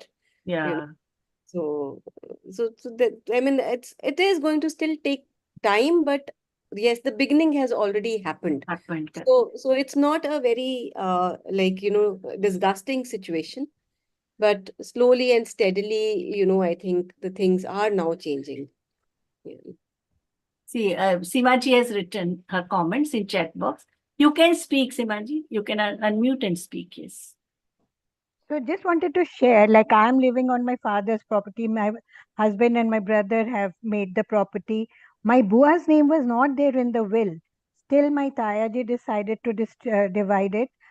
Then my sister-in-law, my in-law said, "Ki no need to give her because she has already got enough gift." What you mentioned, Professor Vibhuti. Yeah, We said no. I said no. I have got from my father. I must give it to her. And our relationship has solidified. Not that who needed or who didn't need, but the whole gesture. And yeah, my father who died at young age, he's become a god for her. yeah, For me, he's my father. For her, she become a god. And then, but in my mother's case, they gave up. Both the sister gave up the rights to the brother, and now there's a huge property dispute. yeah, Though they are more, I would say more spiritual, more Arya Samajic and all, but because of this, there's so yeah. much of property dispute in that family. Correct. Just wanted to share that. No, Thanks. no, very, yes. Thank you, everyone. I would also like to call Advocate Shalu Nigam ji for her remarks on the address. No, I think this is a very wonderful discussion, and we have so much to think about. And masculinity, yeah, sure. I haven't seen from this perspective, because when I go to the court and I meet so much of lawyers and police officers, and even the judge, the judgments are about the way okay, this law is a domestic violence law is being misused, or the rape law is being misused. So all those kind of things are there in going on in the courts. And even sometimes you will see in my research, I have seen that the circulars from the Ministry of Home Affairs and other kind of government departments, that we should have gender neutral kind of a approach. So women's movement have struggled a lot to get this law, and now we are also talking about gender neutral kind of a thing. So I was wondering what to do in that kind of situation. So that is something which I think from here we can take it, and maybe we can do something about that. No, actually, on gender neutral laws, I mean, one has to have a very nuanced perspective, taking into account what is the current situation across the country. While, the posh law, as you would know, that even the best of the companies, the Tata group of companies, has a gender neutral policy. So, and the UGC has issued directives across universities that if a case of man approaching that he is violated has to be taken seriously. So one has to understand that when we talk about male dominance overall in our society, that nobody can contest that ours is not patriarchal. It is patriarchal, it is male dominated, but one has to also see that where the needle is shifting. At the workplace, if you find that there are women in positions of power and men subordinated, in a school setting, if the teacher, because the definition of sexual harassment is wider, it's not just sexual act, right? If we are crystal clear on that, if that definition implies any act which a teacher, because of position of power, then she can be a female teacher and the student can be a male teacher, right? So one should understand that, but an argument for all the laws in our country to be gender neutral, I would say India is not ready. There are 3 Indias where we are living. This is the simplest way I'm describing that 10% of the people, your students who are co-educate in a co-educational setting learning, they see from their prism. They are talking about modern day equality, 21st century equality, but they have not seen with their prism the whole of India, right? How women are living, how other minorities are living, right? So from their perspective, they are saying as a theoretical principle, all are equal, right?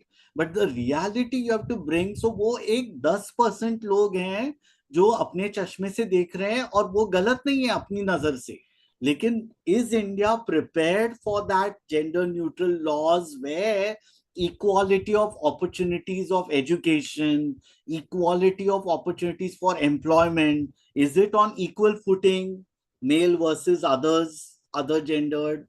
ये जब उनको सच्चाई दिखने लगेगी अपने चश्मे से और दूसरों के सहारे से भी वो देखने लगे under guided support, then they would realize that we are really not ready. So one is that 10%, then 50% of the India, they are highly educated women, right? Empowered women. But there is no dearth of examples to tell, and highly educated, salaried woman also submitting her salaries earned after the month to her father-in-law. ये पढ़ी लिखी है ना, empowered औरत है, right? So ये India तुम देख रहे हो क्या जिसमें वो अपने कमाई के ऊपर उसका खुद का हक नहीं है? ये तुम समझ पा रहे हो क्या? ये हमें समझाना है. और बाकी का 50% है जो rural areas and others who are still struggling for existence, for their survivals. ये भी इंडिया का पार्ट है ना. तो आप कौन से इंडिया की बात कर रहे हो? वो 10% जो आपके लेवल के पढ़े लिखे हैं, जिनको जो आपके दोस्त हैं, सहेलियां हैं, आप तो उनको अपने चश्मे से देख रहे हो ना. So this is what, and you and I have to talk in colloquial language, simple language. जब आपने 40-50 साल, this autonomous women's movement, which started from the 70s, has focused on working with women and girls, right? I was asking that question earlier. How much of the work must have been done with boys and men? जब आपने इतने साल जो काम किया, जो आपके module के टॉपिक्स में देख रहा था ना, impact of the women's movement, right, over the years, तो ये इम्पैक्ट आपने सस्टेन किया, आपने देखा 40-50 साल. आपने जब एक ग्रुप ऑफ मेन के साथ लॉन्ग टर्म इन्वेस्टमेंट के तौर पे काम ही नहीं किया, लेकिन आप रिजल्ट्स फटाफट चाहते हो, रिजल्ट चाहते हो, there should be shift in attitudes. Funders are giving money to show in 1 year, at the end of the year, so many people transformed. But you and I, seriously, जो policy और programmatic implications पे काम करते हैं, हमें मालूम है 1 साल काम करने से नहीं होता है attitudinal change. So are we ready? So, what I'm talking is that the pathways, the roadmap is there clear. अगर आप ऐसी दुनिया चाहते हैं जहां men, women, other trans people and all live in harmoniously coexistent, that means every stakeholder has a role to play. आपके पास वो vision होना चाहिए जो, this is not a space for, I'm taking this as an opportunity, I'm eating your time, but I'm wanting you all to think कि एक simple theoretically framework में भी देखे जाए, ये जो 5 subsystems मैंने कहे, family, religion, education, governance and media, which shape our thoughts and ideas about gender, right? These are the 5 major pillars on which the superstructure of patriarchy is there, right? What would be a long-term solution? Investment in men, jo bol rahe ho, in each of these subsystems, there are differently thinking men, no. उनके साथ आपने काम किया क्या? A simple thing, अभी 33% reservation parliament में हो गया है, उसके रूल्स बन रहे हैं, राइट? बट इंपॉर्टेंट है वो इतने साल तक was lying stagnant. Did anyone thought that we should engage the male parliamentarians who are differently thinking? उसके लिए क्या चाहिए? इन्वेस्टमेंट चाहिए, टाइम चाहिए, इमीडिएट रिजल्ट्स नहीं मिलने वाला है, right? So imagine all these 5 subsystems. If family, कुछ पेरेंट्स हैं जो अपनी डॉटर्स को बढ़ावा देते हैं कि तुम्हें देखो असाइनमेंट के लिए बाहर देर तक जाना पड़े, you are free to go, right?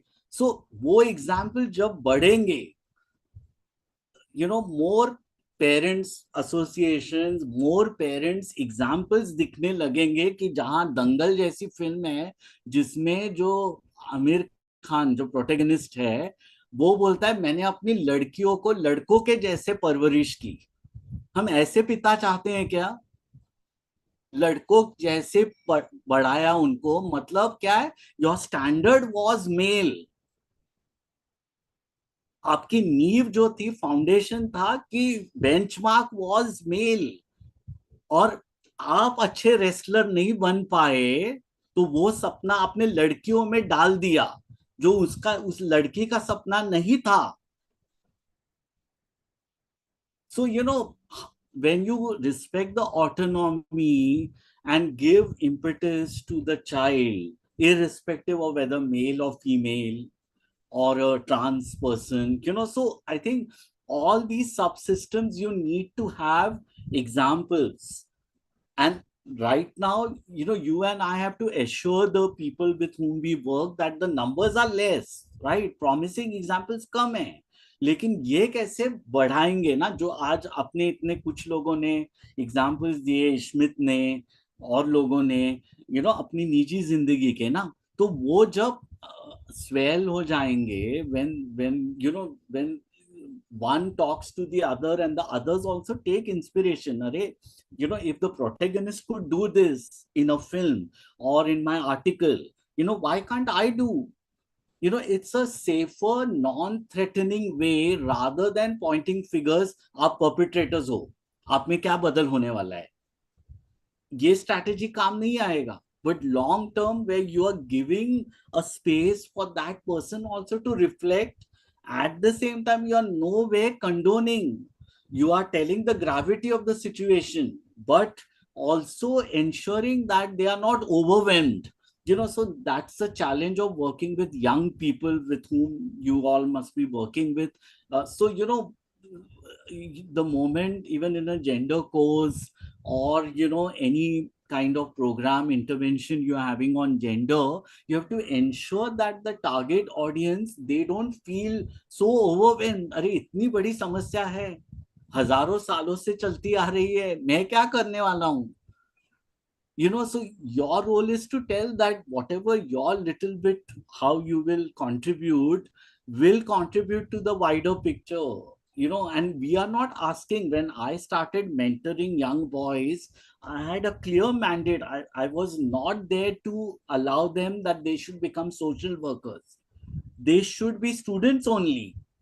Reach out to peers in their time, which is co-curricular and extracurricular, that kind of thing. Focus on academics, but do while academics relate to what you are learning in your subjects. Relate psychology with what you are learning, relate your subject with the happenings around. So I think that's what is a very we have to craft the strategy, the approach systematically. एक तरह से एक आज की तारीख में, person like me passionately would say that I was telling earlier that men are part of the problem. Now this is a simple thing that they should be feeling part of the solution, right? Now अगर बहुत सारे पुरुष इस दुनिया में, in our country, don't even they are still in that slumber. They are still not willing to accept, some of them, that they are part of the problem. Because interrogating masculinity and First is deconstructing, and then you will come to reconstruction. No. So deconstruction कौन करना चाहिए? Women's rights activists ने करना चाहिए या men ने करना चाहिए? खुद. You are there to help, but somewhere they have to be part of that process. No. That they, just as we dissect a frog, हमें बायोलॉजी में सिखाया गया है कि पहले समझिए वो फ्रॉग को और उसके पार्ट्स को. उसी तरह आप समझिए मैं कैसा पुरुष हूं. मैं पुरुष हूं मतलब मैं क्या हूं. You are giving slowly, you are unfolding the world before the target audience of men, that you are telling them that, so, now some of my mentees who have become mentors, male youth who have become leaders, they are telling, वो एक कीड़ा हमारे दिमाग में, दिल में हरीश ने डाला था 15 साल पहले कि आज हम चैन से सो नहीं पाते. What do they mean by that? वो कीड़ा डाला है मतलब, everything they are looking with the gender lens.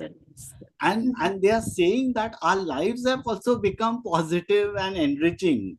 So I think that is what, हमें example जब देंगे पुरुषों के तो उन्हें भी क्या मिला है. In fact, this is what I say, the multi-million-dollar question when it comes to engagement of men and boys, is that what it is going to give me per se if I am involved in that process of gender sensitivity.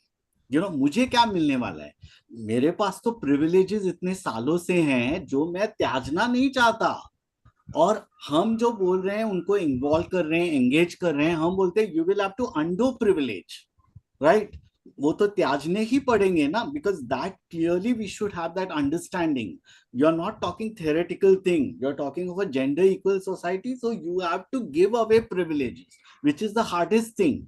लेकिन for if a man has to think, मुझे अगर privileges त्यागने हैं, मुझे return में क्या मिलने वाला है, ये अगर आपने समझाया in simple language, in colloquial language, in which that target group can understand that मुझे क्या मिलने वाला है, मेरी जिंदगी भी, the word stakeholder, that my lives also, our lives as men are also at stake.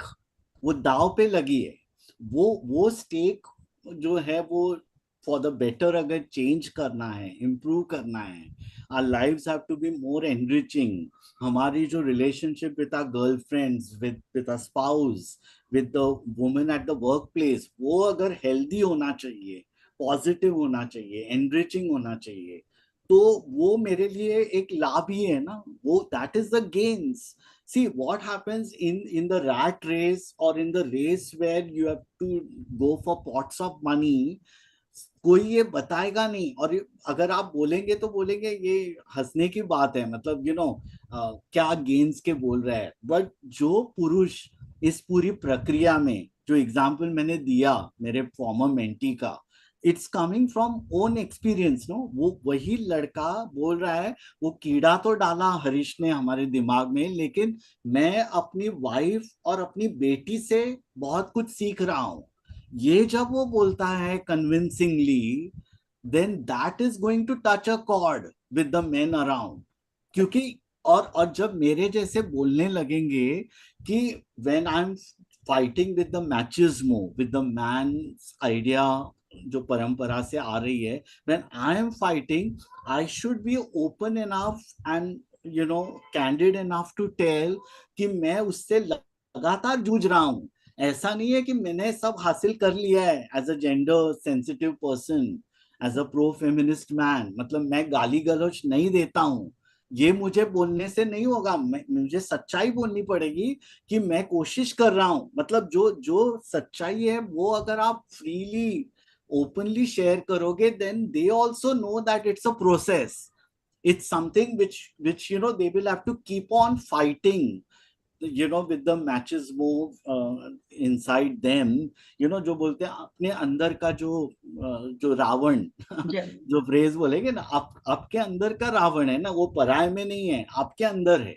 उससे मैं जूझूंगा, और जितनी बार जूझूंगा, जितनी बार मैं खुद को अनकंफर्टेबल महसूस करूंगा, वो एक पॉजिटिव साइन है प्रगति की ओर.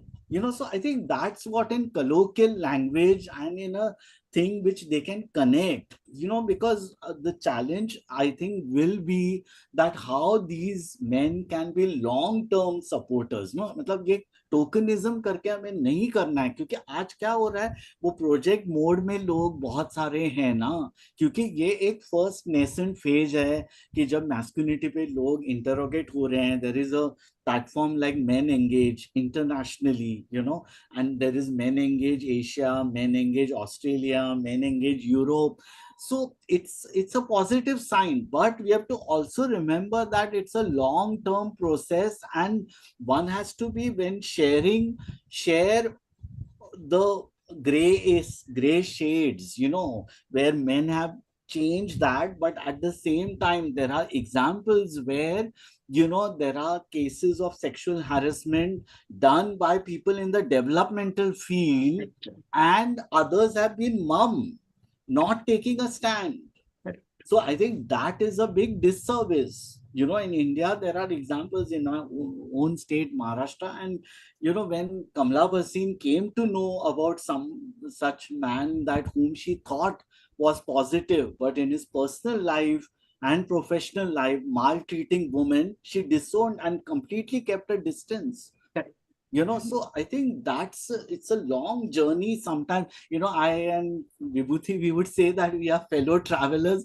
ये journey में क्या होता है, बहुत समय ऐसा तो वो loneliness and the moments of silentary reflection and reflective mode में बहुत बार कभी कभी अकेले होते हैं, कभी कोई फेलो ट्रैवलर मिल जाएगा, उनको लेके चलना है, जो पॉज ले रहे हैं, या जो मैंने पहले वाला एग्जांपल दिया, feminists who have had bitter experiences. Our job is not to change their outlook and tell that, look, let you keep on sharing what is happening. Are there some promising examples of male engagement? Keep on bouncing to them. Someday they will take a note. But at the same time, we don't have to discredit them and say that this is their stance. So it's a very long journey, where we have a long way to go. Now, for example, curriculum, they are talking about gender sensitive curriculum, which will include the queer identities right from a younger age. How to tell that in a simple language? So there's a lot which is happening, and it's evolving. It's gradually evolving. The 21st century, the feminism has given shape to the sexual revolution politics which is happening, and it's completely changing the way it was being looked some years ago, 10 years ago, and now it's constantly evolving, and there are so many dynamism and so many strands and levels, and so I think we all have to juggle, and at the same time process oriented work. I always say process and task oriented. Once you are crystal clear that I'm dreaming of a society where all are living together in harmony, so what happens, it's like vision, mission, policy, programs. So वो vision आपका clear है, vision will give shape to the mission, and mission will then shape to the strategies and policies. But आपके vision में ही अगर है कि I'm looking for single woman, assertive woman, they may be single without men and all, and they are empowered women, but at the same time you are in your vision, there is no role for the men, right?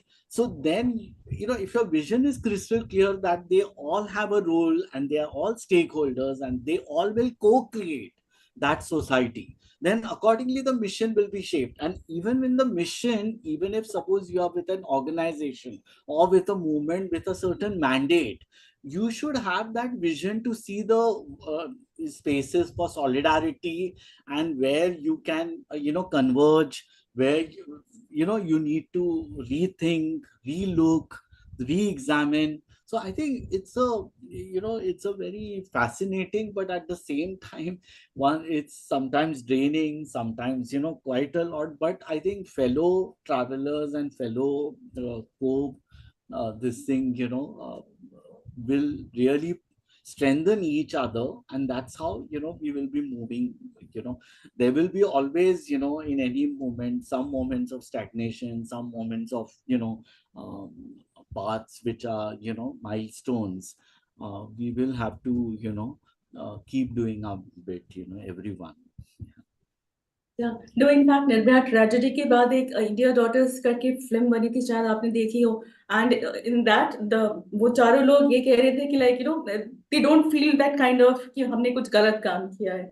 And उसके बाद the film was banned by the government and बहुत कुछ हुआ उसके बाद. But then I think we need to have a kind of study, और इस पे शायद कुछ लोगों ने स्टार्ट किया था कि to study the कि क्यों ऐसा लोग सोचते हैं या क्यों लोग ऐसा करते हैं, जो अब्यूजर्स हैं वो ऐसा क्यों सोच रहे हैं कि हमने जो किया ठीक किया, उसके ऊपर उनको कोई रिपेंटेंस नहीं है. So doing that, I think abroad there are a lot of studies on But such. here there is a lady who has done study of Tihar jail, the hardened criminals who were involved in gang rape and all. Yeah, Yeah, so I and think we even this need to do Tara more of such Kaushal's book, studies. Tara Right. Kaushal has written that book, Why Men Rape, and she has delved into the psyche, going into the roots, that what really shaped ideas, and she approached all the convicts, like 10 convicts or 12 convicts. She did an intensive study. So I think there are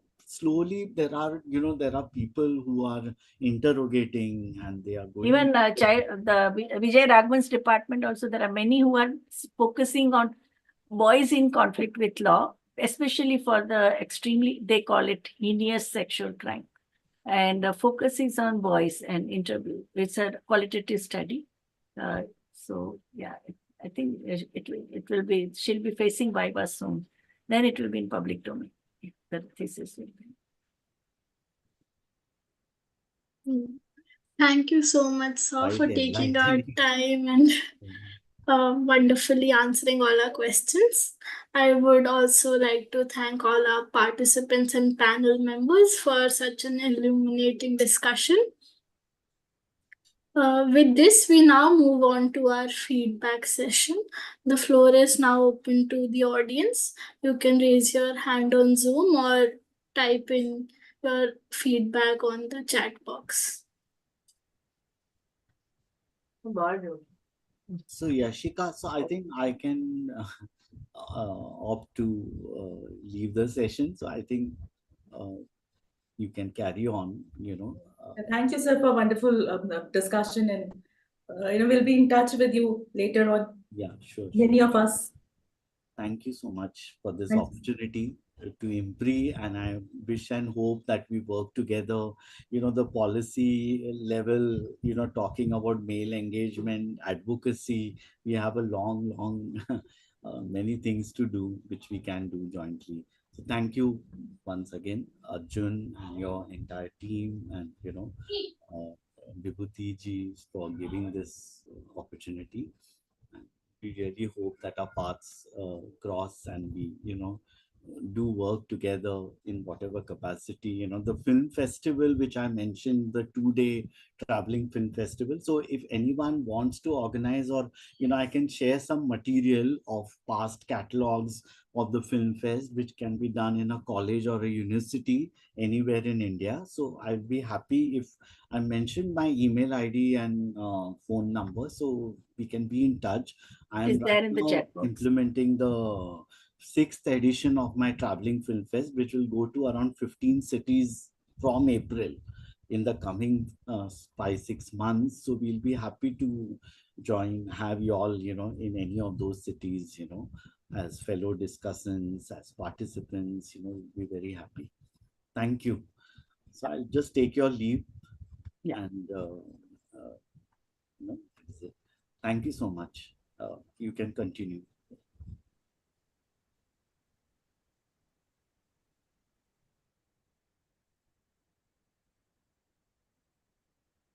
Ma'am, we have certain feedbacks in the chat box. It's chat box, yeah, correct.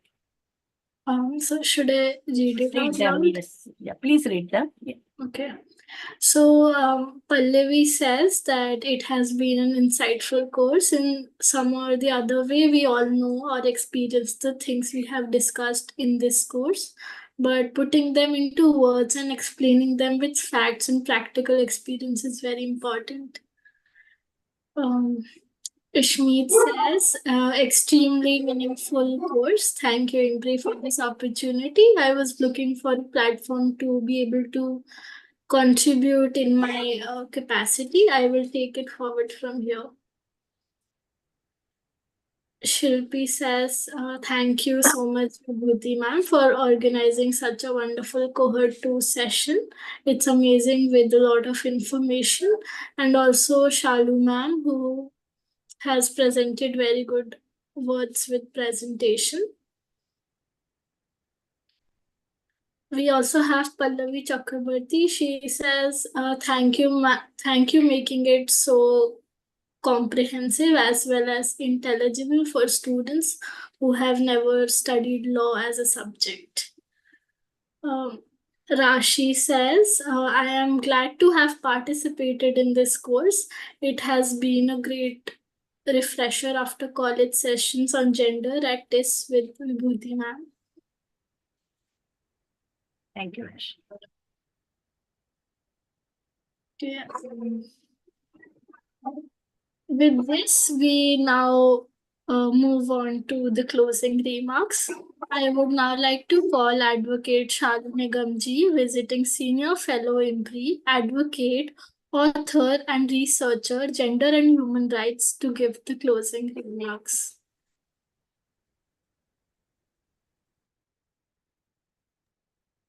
Yeah, it has been a wonderful a month where we have learned a lot of things, and even I have learned a lot of things, lot of insight, and so it's like we should continue with this course on and on, and of course we have learned so many things, besides law and strategies and policies. There is so much, like this topic is connected to all of our lives, and what I have learned is that finding instant solution is difficult and time taking, but it's not impossible, and together we can continuously make efforts to end all forms of violence. So we need to build solidarity across social and political boundaries, and together we can collaborate to counter this violence in public spaces, workplaces, and in communities and societies. So with this message, I would like to thank IMPRI for providing this platform to organize this training course on violence against women, laws and policies. I express gratitude to Dr. Arjun Kumar and Dr. Simi Mehta for convening this course. I would also like express my special thanks to Professor Vibhuti Patel for chairing the session and sharing her valuable insights and experiences of movement and her personal experiences. And it has helped us, all of us, a lot to gain, insight into how women's movement has worked over years, and what are the struggles, and how we can deal with burnout, and a lot of things which help us at professional and personal level. So, and I would also like to thank panelists, speakers, and participants for sharing their expertise and contributing through active and lively discussions about what are the things happening. So it's been a great learning experience for me to understand the various facets and nuances of violence from different perspectives.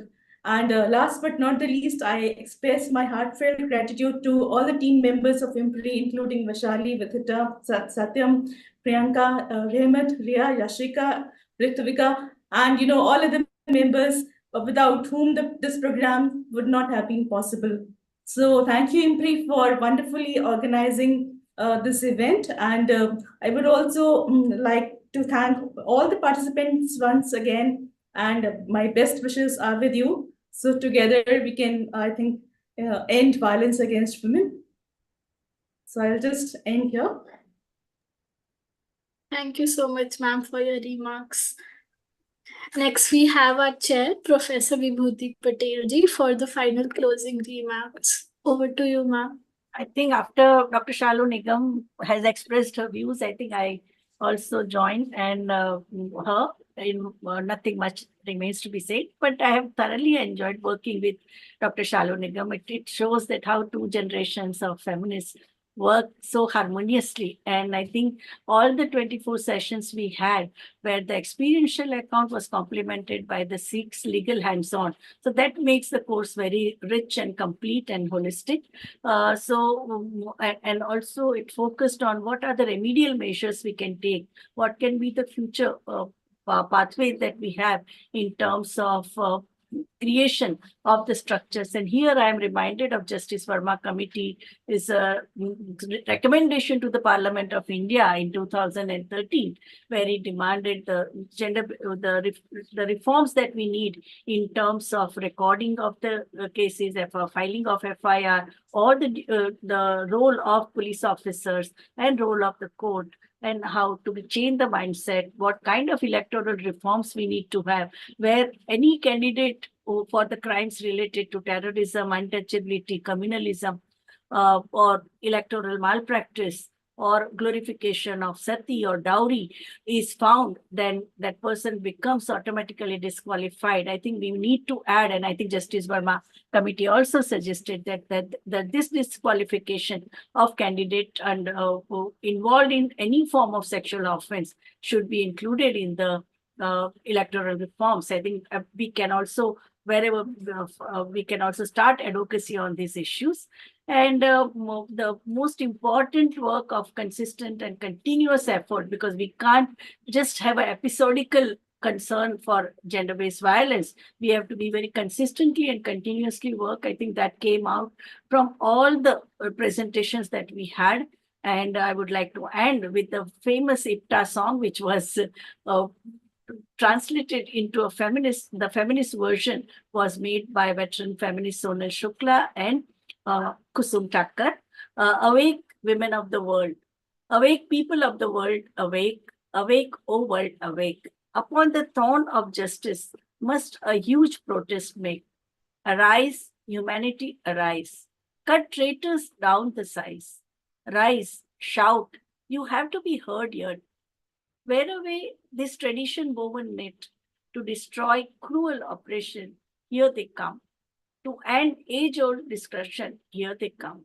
Come all, come, we ask to get freedom in your task. To get freedom is your task. Today, we will all unite. A lamp of dignity and justice will light. We, with friends and with workers, young and old in gender spectrum, here they come. To free humanity, here they come. To march to victory, here they come. Thank you. Thank you so much, ma'am, for your remarks. I would also like to thank Pallavi ji, Ishmeet Kaur ji, Shilpi ji, Pallavi Chakrabarti ji, Rashi Singh ji, Seema Malhotra ji, and Milan Pathania ji for their feedback. Ma'am, with your permission, should I go ahead with the thank you note? Yes, please go ahead.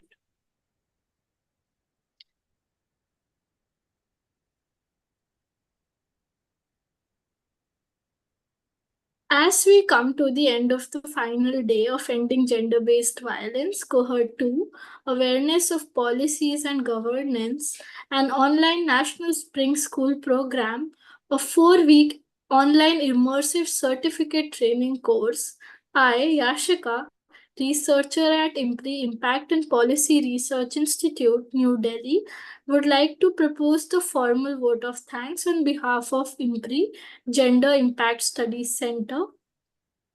We are grateful to our experts for day 8, Mr. Harish Sadani ji and Advocate Dr. Shalu Nigam ji, for taking out their valuable time and allowing the participants to learn from this online certificate program. We thank all our participants who have raised pertinent questions and actively participated in today's deliberation and throughout the course as well. We also take their feedbacks valuably. Reading for the session have been shared in your email, and a video of the session will also be shared with you for learning. A feedback form will be shared with all the attendees via mail. We kindly ask you to fill out and submit the feedback form. Upon submission, you will receive your completion certificates. We look forward to welcoming you for future IMPRI events as well. We are grateful if you are watching us later on YouTube or listening to us on our various podcasts or reading our publications. We hope you continue to join in future to our IMPRI Web Policy Talk and Web Policy Learning. Wishing you a good evening. Thank you. Thank you. Thank you, Yashika, for moderating the session so